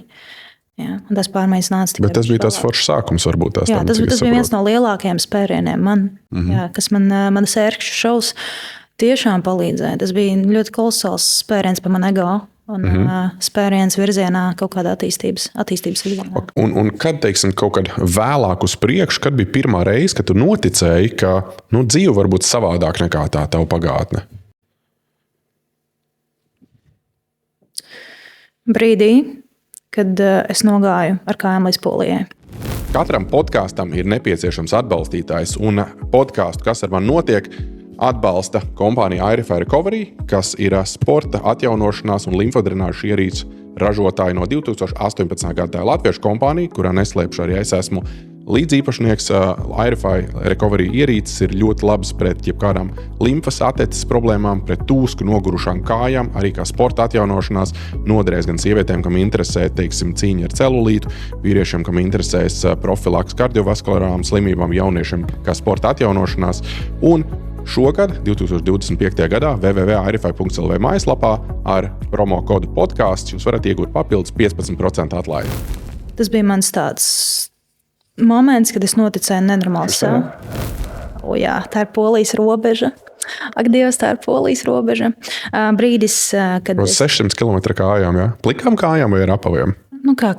Bija arī apavi, protams, bet man bija nepiemērota apava, tāpēc reizēm vilku viņus nost, jo bija ritīgas lūznas. Šī bija tieši Polijas robeža, kur es ka viņš čērsam bija jāuzstājas bildi. Es veselu cik kilometriem dienā tu gāji? Tu atceries vai tā neskaitīji? Es neskaitīju. Okay. Jo... Nebija smalkie viedpulksteņi, kas tur ting-ding. Nē, man bija īstenībā, es gāju vispār bez plāna. Okay. Man bija tikai ideja noiet ceļu ar sevi. Un es izgāju. Es nogāju, kad līdz Lietuvai man šķita jau tur, es jau noguris. Bet īstenībā zinu, kas bija interesanti. Pirmo nedēļu tā ir tikai cīņa. Tu ar sevi kaulējies. Es vēl neesmu pārāk tālu aizgājis iešu apakaļ mājās. Zini, varbūt var paslingot, bet tā, kad tu turpini iet, jo kājas ir tūznās, pēc pirmās nedēļas tev viss malas sāp, tā mugursoma pleci. Bet tad tu ieej azartā. Un tad, kad es iegāju azartā un ieslēdzu disciplīnu, es nezināju, cik es noeju pa dienu. Es nogāju senāk līdz Šauļiem, tad es nogriezu uz Panevēžu, tad līdz Kaunijai, un tad caur Alītu es izgāju uz Suvalkiem. Un tālāk es gāju līdz Olštenē tiku. Bet tur man slimnīcā nonāca un vajadzēja mājās braukt. Kāpēc slimnīcā, kas tev notikās? Tur bija veselības problēmas. Man ārsts vienkārši pateica, ka tālāk turpināt ceļu pašnāvība. Jo es nebiju īsti sagatavota tam. Jā, man ķermenis pateica stop. Bet tev droši nebija arī nekāds uzturs tur normāls līdz, ko tu ēdi vispār protams, pa ceļam? Es ēdu visu, kas bija brīži, kad pa ceļam kaut kādās mājās tienāc palūdz ūdeni, tev pabaro kaut kur pārnakšņot var. Pēc tam kaut kāds batoniņus tu veiklā nopērc par kaut kādiem. Es toreiz taisu Instagramā, man ziedoja ceļam. Okay.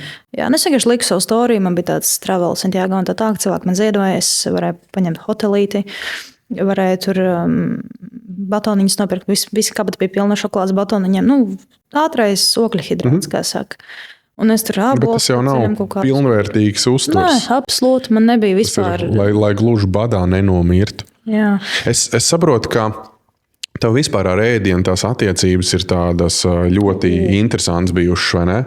Tad tu ēdi, tad tu neēdi, tad tev ir 94 kg, tad tu nedēļu var neēst. Jā, man diezgan aktīvi ēšanas traucējumi ir bijuši no bērnības. Tādēļ, ka principā, es domāju, tā sakne tam visam ir tāda, ka, kad es biju bērnamā, tie zīdājumi vecumā, tur jau tās pudelītes neviens tur. Varbūt tagad jau kaut kā tur baro baigā. Tajos laikos, cik man stāstīja, ka es gulēju, man bija augsta pudelīte blakus. Bērns jau ar tām rociņām nevar to padzerties. Tāpēc es principā visu tādu bērnības laiku biju tādā diezgan neapzinātā badā. Un, protams, ka mani baroja, jā, bet man nepietika. Un vienmēr bija tā sajūta, visticamāk kaut kur zemapziņā jau no tās mazotnes, ka ēdienas nebūs. Un tas sāka bērnībā izpausties jau auģu ģimenē ar to, ka es zagu ēdienu, man nebija vajadzība. No kurienes tu viņu zagi? Ledusskapis vienkārši slēp istabā. Okay, nevis varbūt tās zāgi, bet tā kā vāci, tā kā kāmis. Vāci, jā. Man to pārmet, ka es zogēdienu. Jā. Tā jau no zakšana. No savas mājas ledusskapis ņēmēdienu. Okay. Bet, man tā kā kāmi, ziņā, ka viņi anglis, tas teica, tas ir hordo, ka viņi tā kā vāc. Vācu zem paklāja liku, zem skapja plauktiem. Lai tā drošība, ka tu tagad, tas ir mans, to es varu jebkurā brīdī. Es viņu neēdu, viņš man tagad bojājās. Jā, bet man psiholoģiski bija tas, ka man vajag viņu. Kur ir ēdiens visu laiku iegraut, paņemt. Un man bija tā problēma ļoti ilgi. Man pat ledusskapi tur šķēdi solī uzlika, ka viss slikti. Bet kaut kādā brīdī tad man ieslēdzās, tad mani mājās ļoti ilgi sodīja par to, ka es to ēdienu ņemu pa daudz, un ka man pat bija uz leduskapja atzīmēti. Cik tu drīksti, jā, apmēram? Nē, man bija atzīmēti produkti, kurus es drīkstu un kurus es nedrīkstu. Kuri nav mani, mēs šķirojam, kas ir mani un kas nav mani. Bet tas ir saistīts, tavuprāt, varbūt ar to, ka tā bija tā kā pieņemtā ģimene, un tur nesaskatījies to, ka viņi varbūt tās izturējās mazliet savādāk par tevi. Vai viņam drīzāk likās, ka tu tā kā nepilnvērtīgi izmanto šos produktus, un līdz ar to tāpēc ir jākontrolē? Es domāju, ka viņi vienkārši bija emocionāli un ļoti noguruši no manām izdarībām, viņi nebija gatavi īstenībā uztemt bērnam, jo bērnam no bērnam jebkurā gadījumā būs uzmanības traucējumi, viņam būs uzvedības traucējumi. Vienkārši viņi varbūt nebija pietiekami gatavi tam, un tā bija vienkārši viņu tāda, ka cilvēks nogurumā viņš ir rass. Un viņi vienkārši skaidrs, viņi vienkārši tam nebija gatavi. Tā nebija mana vaina, ka viņi nebija gatavi. Jā, bet saprast es viņus pilnībā varu. Jā, šobrīd. Viņam droši kaut kas attiecīgi nokaitināja, un varbūt tas tik tiešām cilvēkam nebija tā iecietība pietiekoši liela, un viņam liekas, ka mēs paņēmām meiteni, viņi kaut ko uz laiku tur leckapu ņem, kaut kur bāž, kaut kas tur sapūst, atkal atrast. Viņi gaidīja, ka es būšu tāda princesīte, bet es biju tāds hopnā gopņiks. Jā, bet es sev par to šobrīd cenšos nevainot. Kaut kur vēl iekšā sirdī man ir tas pārmetums sev. Es cenšos sevi nevainot, jo es saprotu, ka es biju bērns. Tā nebija mana atbildība. Viņi uzņēmās, viņi rēķinājās, jā. Bet par to ēdienu, jā, un tie ēšanas traucējumi man diezgan ilgi sekoja. Man sāka par to pārmest, vainot, ka es zogu tagad ēdienu savās mājās, un tad man radās tas, ka es vispār nedrīkst ēst. Tad man ieslēdzās protests. Tas spīts, par ko tu iepriekšēji runāji, ka tā ir viena no tām izpausmēm. Nē, šitais nebija spīts, tas bija vairāk par to, ka, ja man pārmet par to, ka es pa daudz ēdu, nozīmē, ka esmu slikta, respektīvi, lai es esmu laba, es nedrīkstu ēst. Jā, tik vienkārši tam bērnam saliekās galvā. Jā, man salikās pilnīgi, un tad bija tas, ka es neēdu, pēc tam es biju izsalkusi, es saprotu, ka pats. Man miksējās tie paterni. Es turējos, neēdu, pēc tam sāku rīt, jo noturēties bez ēdiena nav viegli. Un tad manā galvā bija vēl viss tā depresīvā putra. Un brīdī, kad leduskapī bija atzīmēti produkti, turpat uz piena man zīmēja to svītriņu, cik tu esi izdzēris, lai es nenodzeru nost. Jā, tu savu tik tālu čakoju. Es it kā to risinājumu no vecāku puses saprotu, bet es domāju, ka cilvēkiem jāsaprot, ka tas nav tas tikai vēl visu padara sliktāk, jo tad, kad bērns jebkurā veidā kaut ko ņem par daudz, nozīmē, ka viņam ir kaut kāds trūkums iekšā, kaut kāds vakums, kas to pievelk klāt, un uzliekot robežas, tu bērnu prātā šo resursu padari vēl teiksim, tā ir kaut kas tāds, kas vēl limitētāk, vēl ierobežotāks, un tas vēl tikai sāsina to. Es domāju, ka prātīgāk no viņa puses būtu bijis tā, ka viņam vienkārši ielika kaut kādu diētu, kurā es varētu kontrolēt, pirms saskaitīt, tu ēd visu produktus, bet mēs tev saliekam porciju. Jā, tas būtu stipri praktiskāk, bet te bija vienkārši totāls aizliegums, kas ir principā, viņu nespēja neizpratni, varbūt tās, ko tas nozīmē, kā jāstrādā. Principā šobrīd jau pieaugušā vecumā esmu pieradusi, ka man ir savs leduskapis, es varu jau patī. Sākumā man bija, tagad es ienācu 3. audžu ģimenē, es atceros, bija laiks, kad es ilgi prasīju, vai es drīkst no leduskapa paņemt kaut ko. Man teica, jā, man bija tāds, ko? Kāpēc? Es visu laiku prasīju, vai es drīkstu pacerties, vai es drīkstu paēst, vai es drīkstu tagad...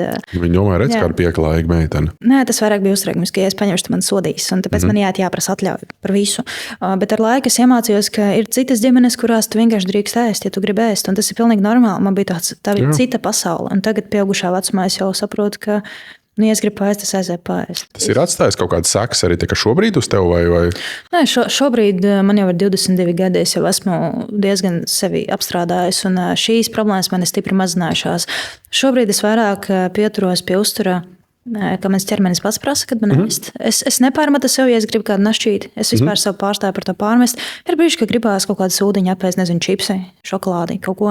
Bet principā es ieturu savu uzturu tā, kā es jūtu, un es par to nejūtos vainīgi savā priekšā vairāk. Šī ir lieta, kuras finālā esmu atrisinājusi. Es skatos arī tev ir tā gaisa tāda kā pīpīte. Cik es saprotu, tu šobrīd nekādas atkarību raisošas vielas nelieto, ja? Tu nesmēķē, neveipo? Cenšos. Ir brīži, kad kaut kādu vienu cigaretīti varu palaist. Alkohols? Nē, alkoholu nē. Es agrāk dzēru. Ok, vispār nelietu alkoholu. Bet šis ir tāds veids, kā es aizvietoju sev. Es šobrīd redzu, ka jauniešiem ir tāds pozitīvs trends. Man ir bijis, teiksim, iespēja tur parunāt ar kaut kādiem TikTok satura veidotājiem, kuriem pa tavu vecumu plus mīnus, un es redzu, ka viņiem ir tāds trends vispār nelietot, teiksim, alkoholu, nesmēķēt. Jā. Tas ir brīnišķīgi. Un tas ir brīnišķīgi, jo es vēl nezinu, pirms gadiem 20, teiksim, kad es biju šajā vecumā, nebija tāds, visi pīpēja, visi dzēra, nedēļas nogali jādzer. Ja kāds nedzēra, vai tev nav kaut kas kārtībā, vai tu esi pilnīgs lohs. Un es redzu, ka tagad ir pilnīgi ok pateikt nē, un tevi nenosoda. Arī pieņemsim kaut kādu bezalkoholisko sidru, bezalkoholisko alu, pat bezalkoholisko vīnu, pat bezalkoholiskais viskijs un bezalkoholiskais džins. Kādas tikai iespējas nav. Tu tiešām vari tagad sociāli iederēties tajā ballītē, un tev nav jālieto obligāti alkohols. Es gribēju vaicāt, kāds ir varbūt tavs ieteikums jauniešiem, kas varbūt tās ir uzsākuši, kā viņi var no tā atbrīvoties? Godīgi, es neesmu narkologs, lai kaut ko ieteiktu, būšu godīga. Bet, no savas pieredzes? Jā, no savas pieredzes pateiktu. Par cik tu tam esi gājis cauri? Man arī bijuši alkohola atkarības, arī atkarība no marihuānas man ir bijusi. Jā, bet tā apziņa jau pie katra cilvēka atnāk pati. Tu nevari viņam iespiest, cik tagad tu nedzer, viņam pašam līdz tam jānonāk. Kas man palīdzēja, es vienkārši sapratu, ka pirmais, es neprotu dzert. Es neprotu. Ja es iedzeru vienu glāzīti, man ir rauja nost, jums tas neesmu adekvāti, tāpēc es vienkārši nedzeru. Man personīgi palīdzēja tā apziņa, ka pirmais, es sapratu, kas ir etanols, kā viņš iet, es palasīju par to, kas ir etanols, kā viņš ietekmē man organismā. Inda smadzenēm, es to salīdzinu tā, ka tas ir principā ilgtermiņā putuplasts un acetons. Tā kā smadzenē ir putuplasts, alkohols ir acetons, tā šūniņa stāvē tā nomirst. Un arī alkohols, principā, pēc viņa es jutos ļoti slikti. Es sapratu, ka es vienkārši neprotu dzert. Es iedzeru vienu glāzīti, man ir slikti. Es vienkārši sapratu, ka tas nav man. Jā, un tad es atradu, principā, sevi arī mūzikā. Tas bija mans veids, kā atslābties. Jo alkohols jau, principā, pārsvarā ir tāds veids, kā cilvēki atslābinās, kā viņi cenšas noregulēt savu emociju. Piemēram, man ir smagi, es uzdzeru un man paliek viegli. Bet tas ir diezgan īslaicīgs risinājums. Un arī tas sociālais faktors, ka vienkārši visi tusiņā, teiksim, tur lieto. Tu arī negribi justies atstumtais. Tāpēc, piemēram, es tusiņā, pilnīgi mierīgi paņemu bezalkoholisko kaut ko. Es saku, čel, es jau jums nelēju mutē bezalkoholisko, un jūs man alkoholu nē. Manuprāt, arī mēs dzīvojam diezgan tādā modernā laikā, kur cilvēki vienkārši drīkst. Tas ir tas, ko es pašā sākumā teiktu, pateikt nē. Jā, un tev neviens neko nevar uzspiest. Jo, ja tu izvēlies dzīvot veselīgi, tas ir brīnišķīgi. Tā ir tava izvēle, kuru tu drīksti izmantot. Bet tas ir katra cilvēka atbildība, ko es vēlos no savas dzīves. Jo es sapratu, ka, piemēram, es vēl izanalizēju sevi. Man ir tāds diezgan liela noslēdz uz atkarībām dēļ gēniem, tāpēc, kamēr arī māte bioloģiskā bija narkomāne, alkoholiķe. Starp citu, zini, kādas darbojas tā atkarība no teiksim, alkohola, kas ir tā kā ģenētiskā līmenī? Nevisai. Ir tā, ka ļoti interesanti, ka tā sajūta, ko dod atkarība raisošās, pieņemsim, vielas alkohols, uz katrām smadzenēm atstāja savādāku efektu. To tas precizēšu. Ja būtu, teiksim, divi cilvēki, un vienam ir šī ģenētiskā noslēdz uz alkoholu, un vienam nav, viņa alkoholu neizjūt vienādi. Vienam tas, kas teiksim, kuram nebūs šī noslēdz, viņš iedzer alkoholu, jā, viņam tur atslābinās, ir kaut kāds reibonīts, ir interesanti, ir forši, un nākamā dienā tās paģirs, viņš tā, bija jautri, foršs tusiņš, bet tas arī viss. Un tam otram cilvēkam, kuram ir šī ģenētiskā noslēdze, viņa dopamīna receptori galvā, tie, kas stimulē to, ka man vajag vēl, un ka ir šī foršā sajūta, tiek stimulēti, ja viņi reaģē uz alkoholu daudzkārt intensīvāk, pat 10-kārt intensīvāk. Un viņam, tad, kad viņš iedzer šo alkoholu, ir vienkārši, wow, šī ir labākā lieta pasaulē. Viņam tas kaifs, ja tā varētu teikt, no alkohola ir daudzkārt lielāks. Un tas ir zinātniski pierādīts. Un tieši tā, un tāpēc viņam tā maksa, ja tā cena par to, tās paģirs nākamā rītā ir maza pret to foršo sajūtu, ko viņš dabū ar alkoholu. Un tas, protams, ja tev tā pati lieta tā pati, teiksim, tas pats alkohols izraisa vienkārši labākas sajūtas, tā ka daudzkārt labāks. Tev ir daudz lielāka tendence un tieksme, ka tu turpinās to atkal darīt. Kur citiem atkal, bija foršs tusiņš, bet, es labāk jūtos tomēr bez. Ja man tā cena, tās paģirs otrā dienā un vēl tā sūdīgā sajūta laika tur vairākas dienas uz priekšu, man tā nav vērts. Tas, ko es teicu, es neprotu dzert. Tas nebija tāpat vien. Tas ir par to, ka es neprotu pirmkārt mēru. Ja es sāku dzert, es nejūtu mēru. Man būs tāds level. Un otrais, es reāli dzeru pa daudz un uzvedos neadekvāti.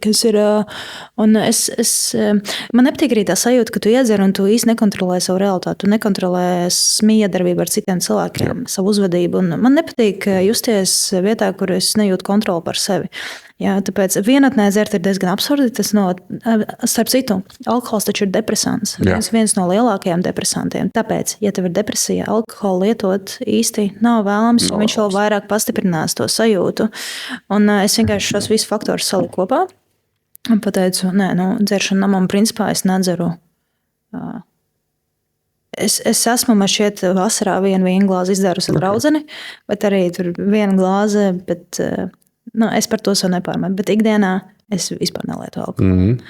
Jā, bet, kas saka, viss ir labi ar mēru, tas nozīmē, ka alkohols tagad ir super briesma, arī ūdens ir kaitīgs, ja tu izdzers 30 litrus. Jā. Bet vienkārši jājūtas mērs, un ja tu viņu nejūti, vienkārši, es izvēlos nedzert. Iet 11. gads nelietot alkoholu, un es saku, ka es nenožēloju nevienu dienu, un es nenožēloju nevienu ballīti, kurā es esmu neiedzēris. Un es uzskatu, ka pasaule labāk dēļ tā, ka es nelietu alkoholu. Tev pašam foršāk ir tas skaidrais prāts. Vispār nesalīdzinām tas. Jā.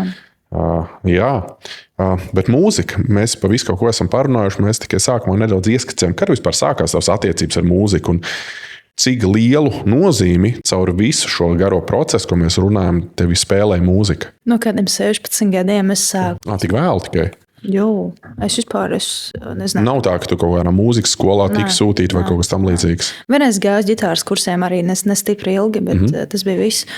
Bet 16 gados es mācījos tālmācībā. Man bija mājās tās dators, un es braucu uz darbu paralēli uz pizzeriju. Es strādāju pizzerijā. Un uz datora es sāku lādēt MP3. Ja man nebija telefons uz to brīdi, man bija tāds podziņa telefons, internetu gribējās.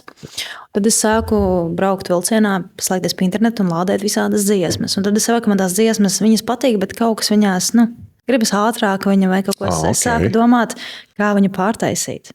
Un tad es sāku viņas remiksēt. Es sāku mācīties viņas remiksēt pati sev mājās, kaut kur uz veļas mašīnu liku datoru un taisīju. Un tad vārds pa vārdam es ielādēju arī pamazām, kas muzikālas aplikācijas, sāku tajā bīdīties un sapratu, ka man patīk. Un tad radās jau tā doma ierakstīt savas, jau tālāk mēģināt rakstīt, jau tālāk. Sākumā ņēmu samplus, kaut kāds melodijas, tad sāku pati strādāt, FL Studio kaut ko mēģināt. Sākumā mobilā versija, pēc tam tagad jau nopirku lielo programmatūru, jā, un es sapratu, ka vienkārši man patīk bakstīties ar mūziku. Un es atradu to savu, un principā tā ir kļuvusi par manu pilnvērtīgāko, lielāko dzīves daļu, jo bez mūzikas savu dzīvi šobrīd iztauties nevaru. Viņa ir bijis mans glābiņš vissmagākajos brīžos. Tas pašos 19, 20 gados. Tas bija smagākajos brīžos, es sēdos pie mūzikas. Tāpēc, jā, mūzika jau pēkšņi ir kļuvusi par manu lielu dzīves daļu. Absolūti. Jā. Bet kad tu, teiksim, raksti dziesmas vairāk, ka tu esi laimīga vai kad tev sāp kaut kāds pārdzīvojums? Kad tu sajūti sevī to lielāko mūzu? Naktīs, vientulības brīžos. Tad vairāk tas tomēr negatīvais ir tāds... Es neteiktu, ka negatīvais. Es esmu iemācījusies kaut kādu laiku tās bēdīgās emocijas pārvērst degvielā. Okay. Un es neīsti caur negatīvo rakstu. Man ir reizēm tāds nostalģisks, es nostalģijā rakstu dziesmas, tādā, ka man ir tāds sārs pa pagātni kaut kas, jā. Bet reizēm man uzblēž nenormālākā motivācija, kad es pārvēršu, tas man kaut kāds smadziņu tāds mehānisms, ka man ļoti sāpīgi, es to kaut kā pāršuju uz tādu nenormālu motivāciju. Man ir slikti, bet es izlīdīšu. Jūs man tur tā, tas spīts ieslēdzas.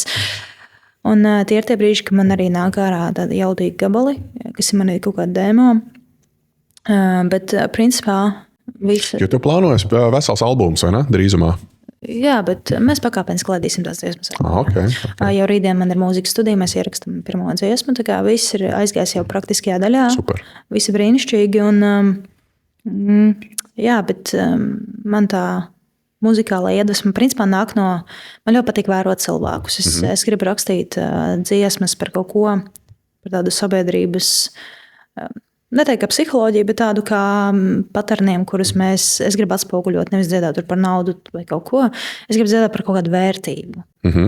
Respektīvi, es ļoti bieži vēroju cilvēkus, nezinu, 2 cilvēki strīdās. Es domāju, kāpēc viņiem ir drāma, es sāku analizēt, un tad to visu izlieku dziesmās. Es reflektēju savas emocijas par pasauli savā mūzikā.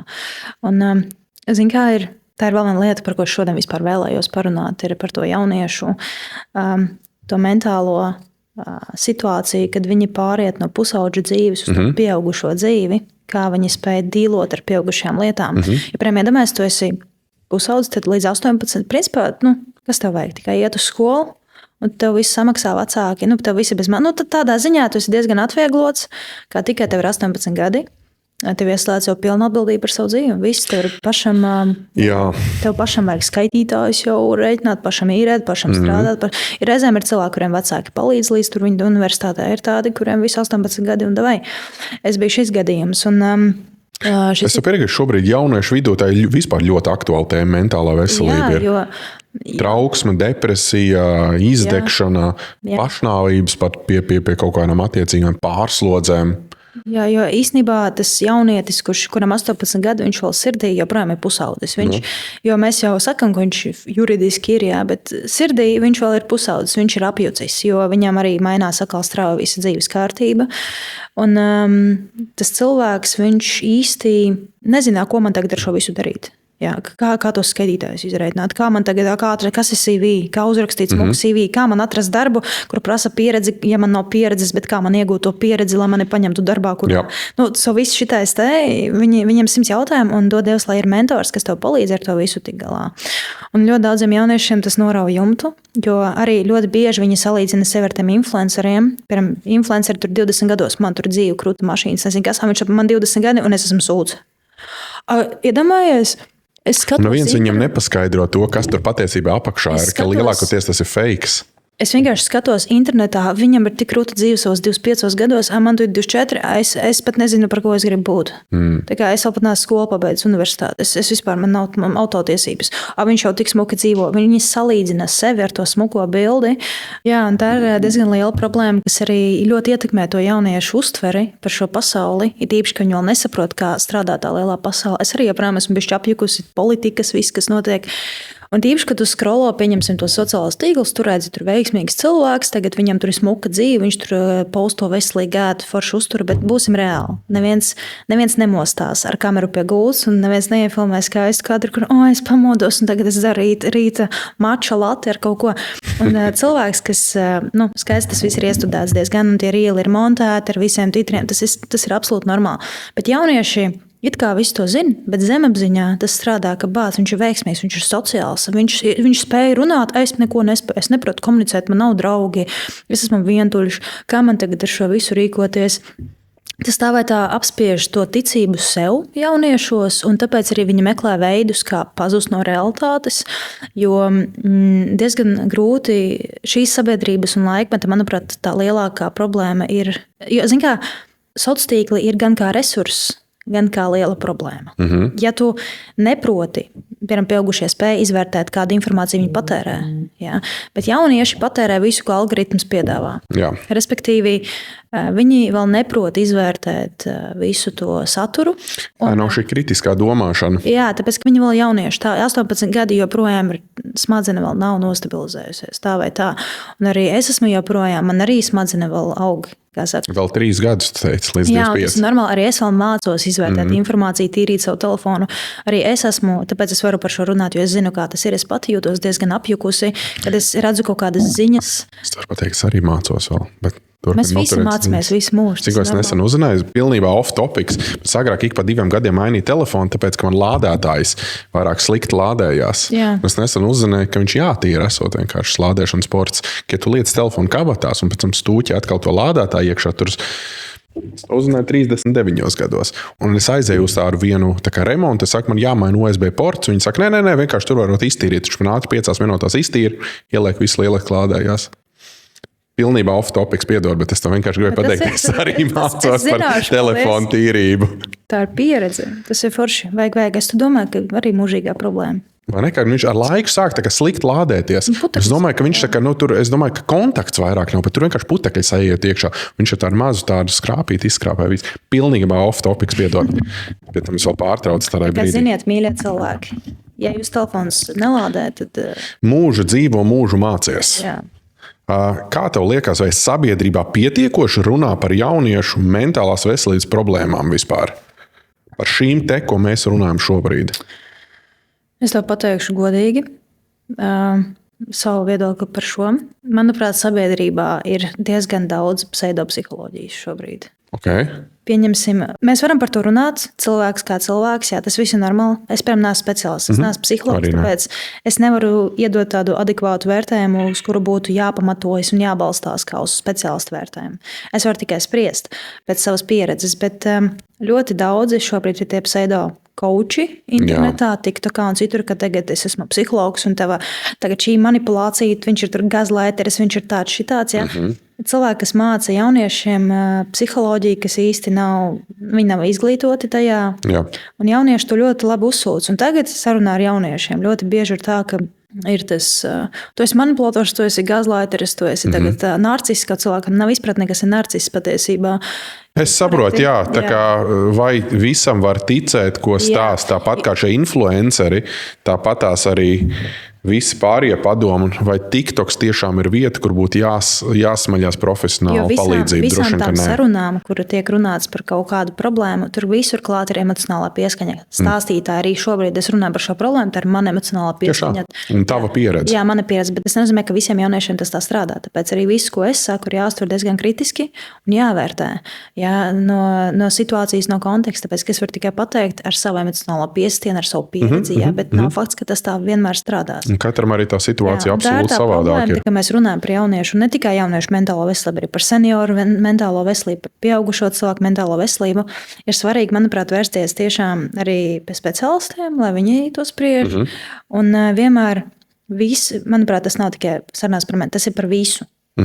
Vienmēr ir ļoti svarīgi arī internetā izvērtēt kritiski, ko tu klausies, noklausies, bet izvērtē, kas no tā ir, kas no tā nav attiecināms uz tevi. Iemācīties to analizēt informāciju. Jā. Un tad tās sarunas ir diezgan vērtīgas. Tā kā runāts tiek daudz, manuprāt, šobrīd vairāk nekā jebkad. Jā. Šis ir laikmets, kad ļoti pastiprināti tam tiek pievērsta uzmanība, bet ļoti bieži tiek runāts arī ļoti emocionāli no dažādas viedokļu vētras, ja ir par šiem jautājumiem. Vienmēr izvērtējiet visu, ko jūs dzirdat. Jā, bet es pilnībā tev 100% piekrītu. Es domāju, ka noteikti tāda plaša sabiedrības viedoklis kā tāds nebūtu galvenais, ja primārais rīks, kur sniegties pēc risinājuma. Pēc risinājuma jāsniedzās pie profesionāļiem. Palīdz sajusties.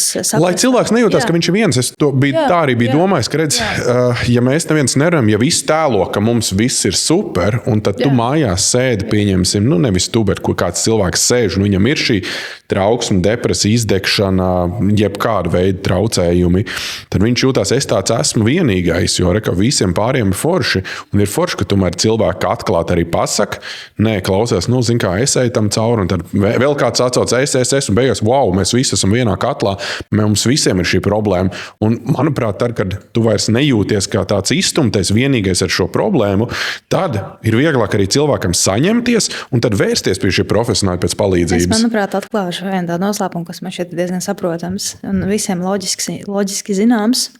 Visi cilvēki domā pilnīgi vienādi. No instinktu līmeņa. Primāri par sevi, jā. Jā.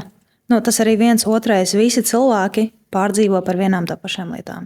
Visi cilvēki no rīta domā, ka es ne tā izskatos, ka es ne tā esmu saģērbies. Ir, protams, tādi, tas viss kaut kur zemapziņā, viņiem ir uztraukums, ka viņi grib būt smuki, ka viņi grib būt sabiedrībā pieņemti, ka tagad visiem ir bailes no skatuves.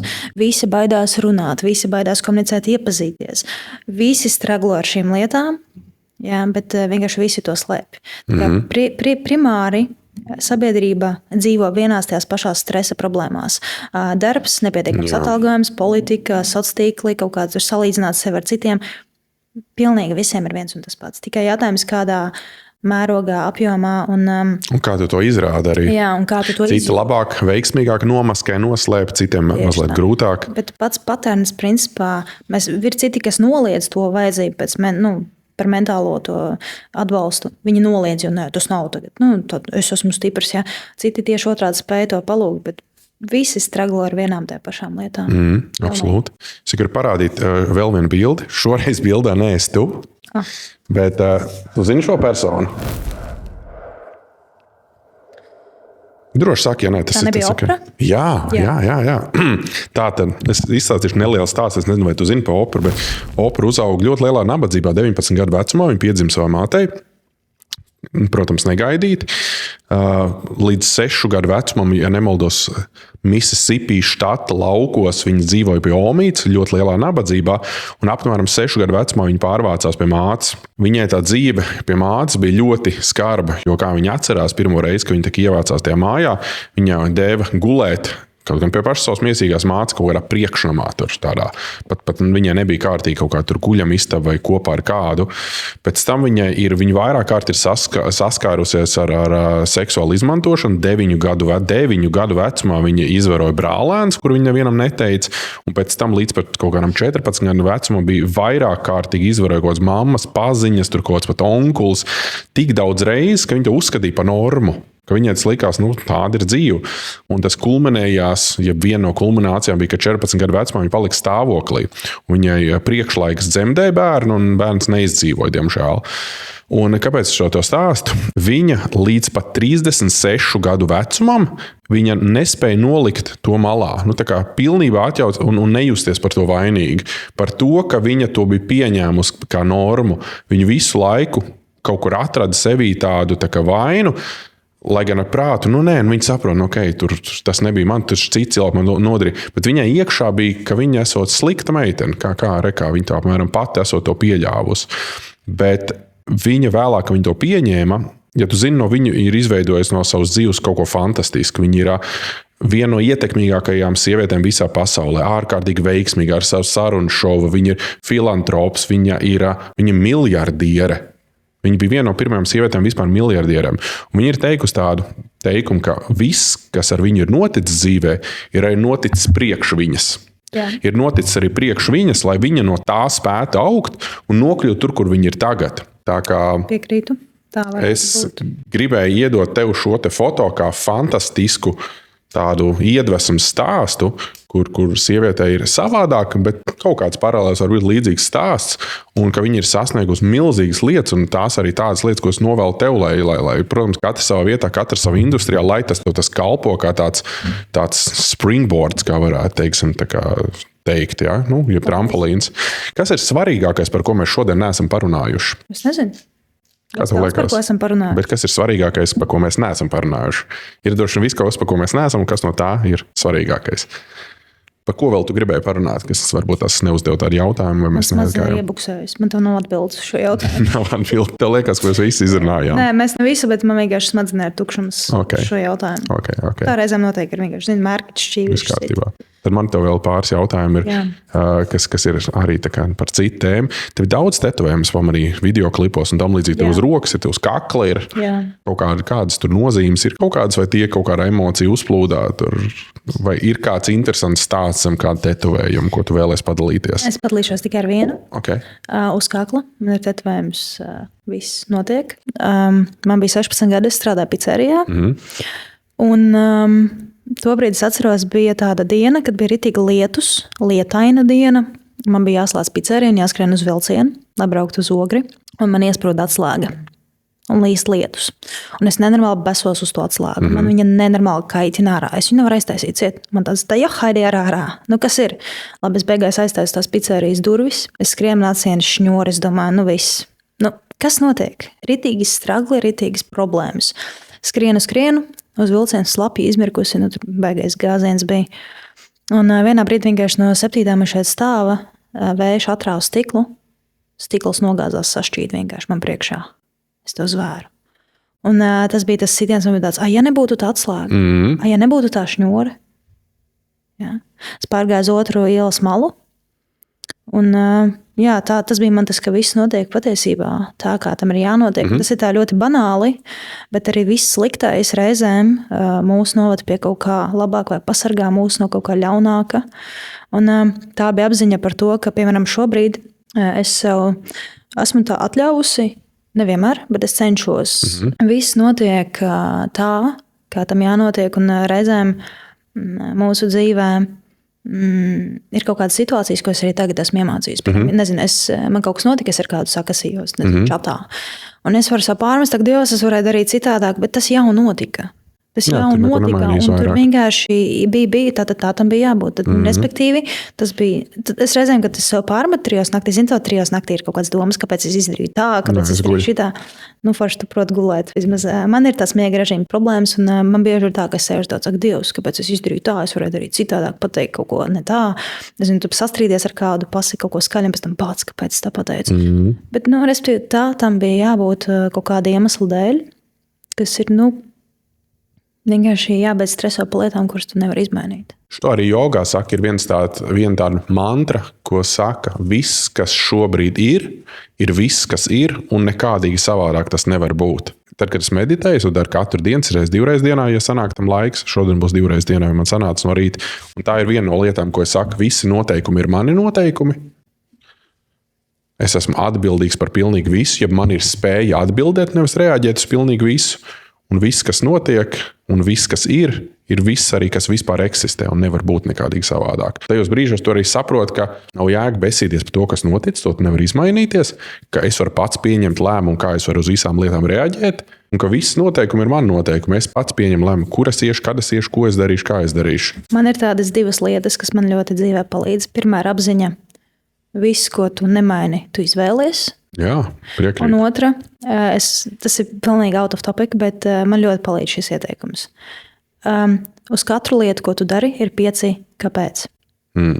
Piemēram, nezinu, es te gribu nopirkt kaut kādu mēteli, smuku mēteli. Kāpēc gribu viņu nopirkt? Es gribu izskatīties skaisti un patikt citiem. Kāpēc tu gribi patikt citiem? Jā, un šitā 5 kāpēc, un beigās sapratu, ka īstenībā man to mēteli arī nevajag. Jā. Tā diezgan dziļa lieta ir, precīzi, vai kāpēc eju uz to darbu? Tāpēc, tajā darbā maksā tik un tik tur vairāk. Kāpēc tev vajag tā naudu? Un tad aiziet šis te, tāpēc, ka grib to mašīnu, vai to mēteli, vai to māju. Izrādās, ka patiesībā tur ir sevi kaut kas. Kaut tieši tā, ka to sajūtu varētu iegūt pavisam savādāk. Jauns tetovējums plāno vēl? Vai tas ir pilnīgi tāds spontāns lēmums varbūt? Es nekad netaisu tetovējumus spontāni. Nekad. Okay, tas ir tāds plānots ilgi uz priekšu. Jā, vienmēr es viņam visiem apdomāju ideju, ko man tas personīgi nozīmē. Pirmo tetovējumu es plānoju, var teikt, 3 gadus. Otro es biju domājis arī plus mīnus tādu laiku. Šo tetovējumu es ilgi vēlējos uztaisīt, bet... Es esmu latviešu kaut kādu rakstu zīmes vai es aizšu galīgi garām. Tur ir savi, bet to es nestāstīšu. Man ir tādi. Bet tā kā man piedāvāja vienkārši bez maksas uztaisīt, es uztaisīju viņu bišķi ātrāk, bet ideja man bija skaidra, no kā es gribēju viņu uztaisīt, kāpēc es viņu uztaisīju un ko viņš man dod, kādu atmiņu. Jā. Cilvēki, protams, teiksim ar tetovējumu, bet es uzskatu, ka tas ir katra cilvēka personīgā izvēle. Mēs dzīvojam 21. gadsimtā un runātāji būtu daudz, tetovējums meitenē. Kāpēc tā? Jā, es uzskatu vispār tā, ja tu ar savu, tu esi tiesīgs darīt visu, ko tu vēlies, ja vien tu ievēro kriminālu likumu, administratīvo nepārkāp, ja tu nedari pāri citiem apzināti, neietekmē svešu dzīvi, ja, un tu nekādā veidā neradi ļaunumu sabiedrībai, tad tu esi tiesīgs darīt visu, ko tu vēlies. Tetovēju, man liekas, tagad vispār pēdējos kaut kādas 15-20 gadus baigā modē. Jo es atceros, ka es taisīju savu pirmo tetovējumu, un uz muguras ir tā ķirzaka. Tad tas bija krietni retāk, tad tikai sāka nākt modē. Ja tu taisītu nākamo tetovējumu, es zinu, ka tu netaisīsi, bet es vienkārši tev pateikšu, man priekš tevs bija tāds skatījums, ka tev vajadzētu tas latīniskais ir tāds viens teiciens, kas ir per esperāda astra, tas ir no grūtībām uz zvaigznēm. Jo tik tiešām es uzskatu, ka tev tas dzīves sākums bija diezgan izaicinošs. Tu teici, ka viss ir foršs, tas tev iedeva tādu labu bāzi, bet es gribu, lai tev viss iet tā forši uz augšu un, kā saka, ad astra uz zvaigznēm. Paldies. Ko tev nozīmē brīvība? Brīvība ir liela atbildība. Bet ko tev tā nozīmē? Man tā nozīmē liela atbildība pret sevi. Tas ir, mēs ļoti bieži skatāmies uz brīvību, kā es tagad esmu brīvs, man tagad es varu darīt visu, ko es gribu. Ja? Brīvību var izmantot divos veidos. Vai nu slinkumam, ka tagad esmu baudēji, ka es tagad esmu brīvs baudīt visu šo dzīvi, vai nu brīvību var izmantot attīstībai. Ja? Un jautājums, kurā virzienā tu ej. Bet brīvība principā ir spēja lemt pašam par savu laiku, iespējām, miedarbību, sadarbībām, komunikāciju, par visu. Tu pats lem. Un tā brīvība, viņa ir, bet tu vari ar saviem lēmumiem novest pie dažādiem rezultātiem. Respektīvi, tu vari vai nu ļaut savai brīvībai būt un tagad uz fikso kaifot, jā, ka esmu tagad brīvs, es varu, tusēt un darīt ko, ka man neviens nekontrolē, vai nu tu pats sev savā brīvībā uzliec disciplīnu. Un tā arī brīvība. Brīvība no atkarībām, brīvība no slikta dzīvesveida, bet tu uzliec sev to disciplīnu. Jo pilnīgi absolūta brīvība, viņa nekad nav nāks pa labu. Vienmēr vajag sevi turēt kaut kādās rāmjos. Brīvība ir liela atbildība pret sevi. Taisnība. Tad es arī saprotu, ko tu domā ar to brīvību ir atbildība. Paldies tev! Tev pildīts vairs nebija? Man viena ir, bet es... Davai taču. Jā. Davai. No. Tev patīk tā bildīša? Jā, davai. Man viena bija vienkārši, mēs pārlecām viņai pāri. Šī bilde. Atgriežamies. Ok, atgriežamies. Kāpēc tu pārlec tam pāri? Tas ir brīdis, mums būs vēl ko pastāstīt. Šis ir brīnišķīgs kadrs. Es arī no dziesmas Tauta visticamāk izņēmu, vai arī no tā raksta. No raksta šis? Jā, no raksta. Vispār ļoti labs storijas, kuru vajadzēja apspriest. Šis bija pie tiem ēšanas traucējumiem, mēs kaut kā aizlecām par kaut ko citu, sākām runāt. Nevis pie ēšanas traucējumiem, bet vispār pie ēdienu. Bet tas ir cita reize, kad tu kaut kur atkal dzīvoji kaut kur. Tas ir pagājuši gadu? Tā ir mana vienīgā maize uz to brīdi. Okay. Un tomātu sula. Jā, tas bija tas, kas man bija. Tāpēc es raudāju, es biju priecīgs, biju pēdus. Pirmo reizi pēc cik dienām. Tas bija kadrs, kur es biju uz ielas. Kā es teicu, savas... Tas ir pagājušā gada. Jā, tas ir pagājušā gada augusts. Vai arī jūlija beigas. Es nepateikšu konkrēti. Videozvans man draudzene atsūtīja 5 eiro. Tas bija viss, ko viņi varēja toreiz atsūtīt. Es aizgāju uz Lidlu, paņēmu sev rītīgi rupmaizi, tomātu sulu, un es tik garšīgi pēdu. Es reāli viņu grauzu, viņa bija silta. Es raudāju. Bija super, tas ir īsts smaids, tas tiešām bija īsts, tas ir videozvana screenshots. Bet tas bija absolūti tīrs, īsts smaids, uz to brīdi es reāli laimīga. Jā, tā kā šī bilde bija tas mans mirklis, kad es īstenībā sapratu, ka īstenībā tā mentālā viss ir brīnišķīgi. Bet zini, par ko man šis viss iedeva? Tā pieredze. Zini, kādu apziņu? Ka patiesībā mēs jau vienmēr varam čīkstēt, ka mums sabiedrībā viss ir slikti, politika, ka viss saima ir slikti, atlaist saimu, viss cenas, inflācija. Mēs varam par to čīkstēt, jā, bet padomā loģiski. Tev ir 2 kājas, 2 rokas. Tu dzirdi, tu redzi, tev ir laba redze. Man viss fantastiski. Tu esi izskatīgs, tu esi jauns. Tev,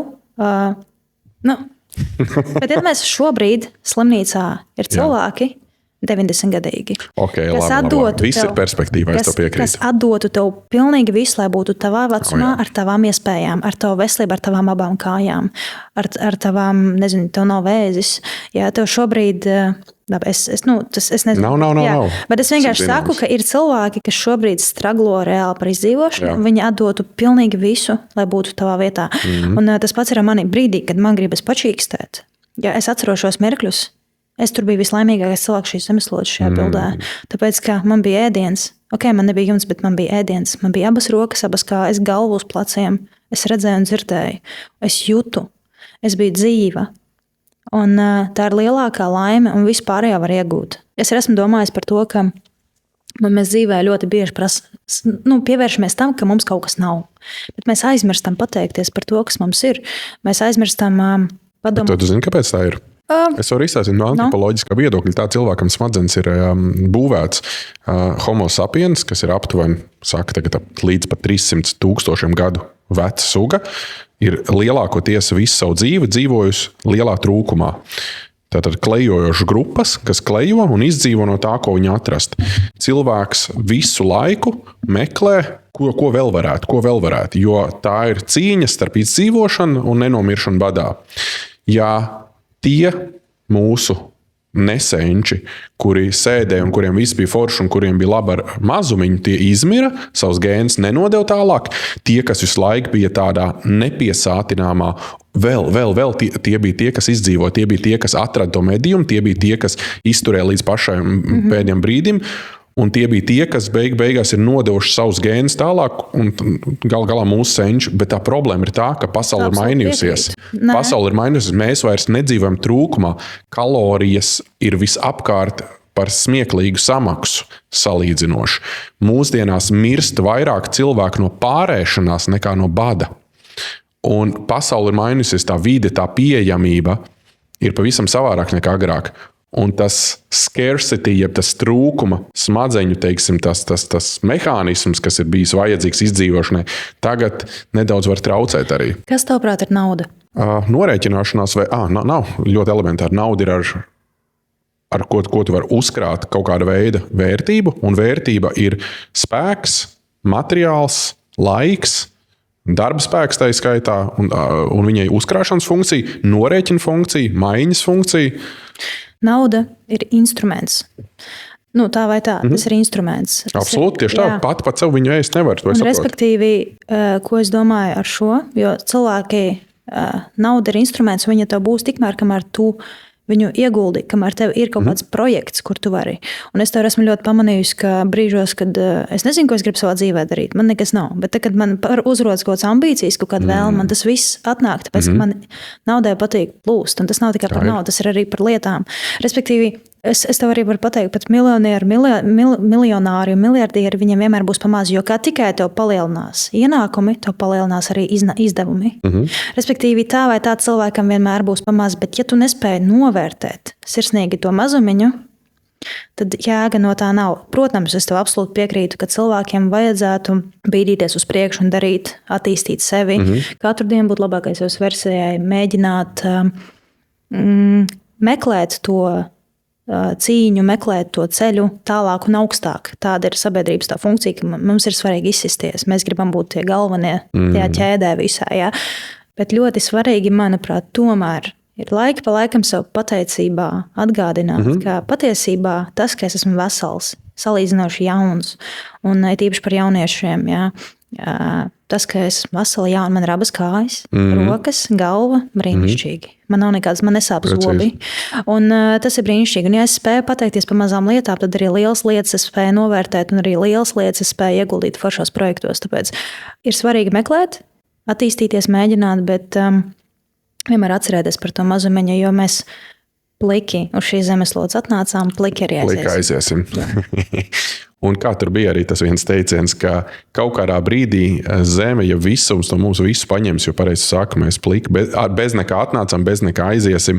Un cilvēkam savā dzīves laikā arī jāiemācās visu atlaist, jo agrāk vai vēlāk tas tiks spiests darīt. Pirms tu dodies prom, man tev ir 2 foršas dāvaniņas no Molton Brown. Tu vēlies, lai es viņas tagad atveru? Nē. Tas tev ir, tu pat redzēs mājās, kas tur ir. Tur ir foršas Molton Brown smaržas un tam līdzīgi. Un no mūsu atbalstītāja Well Professionals arī tev ir vēl viens tāds foršs kosmētikas komplektiņš. Tu redzēji, ka es stragulēju ar matiem, vai ne?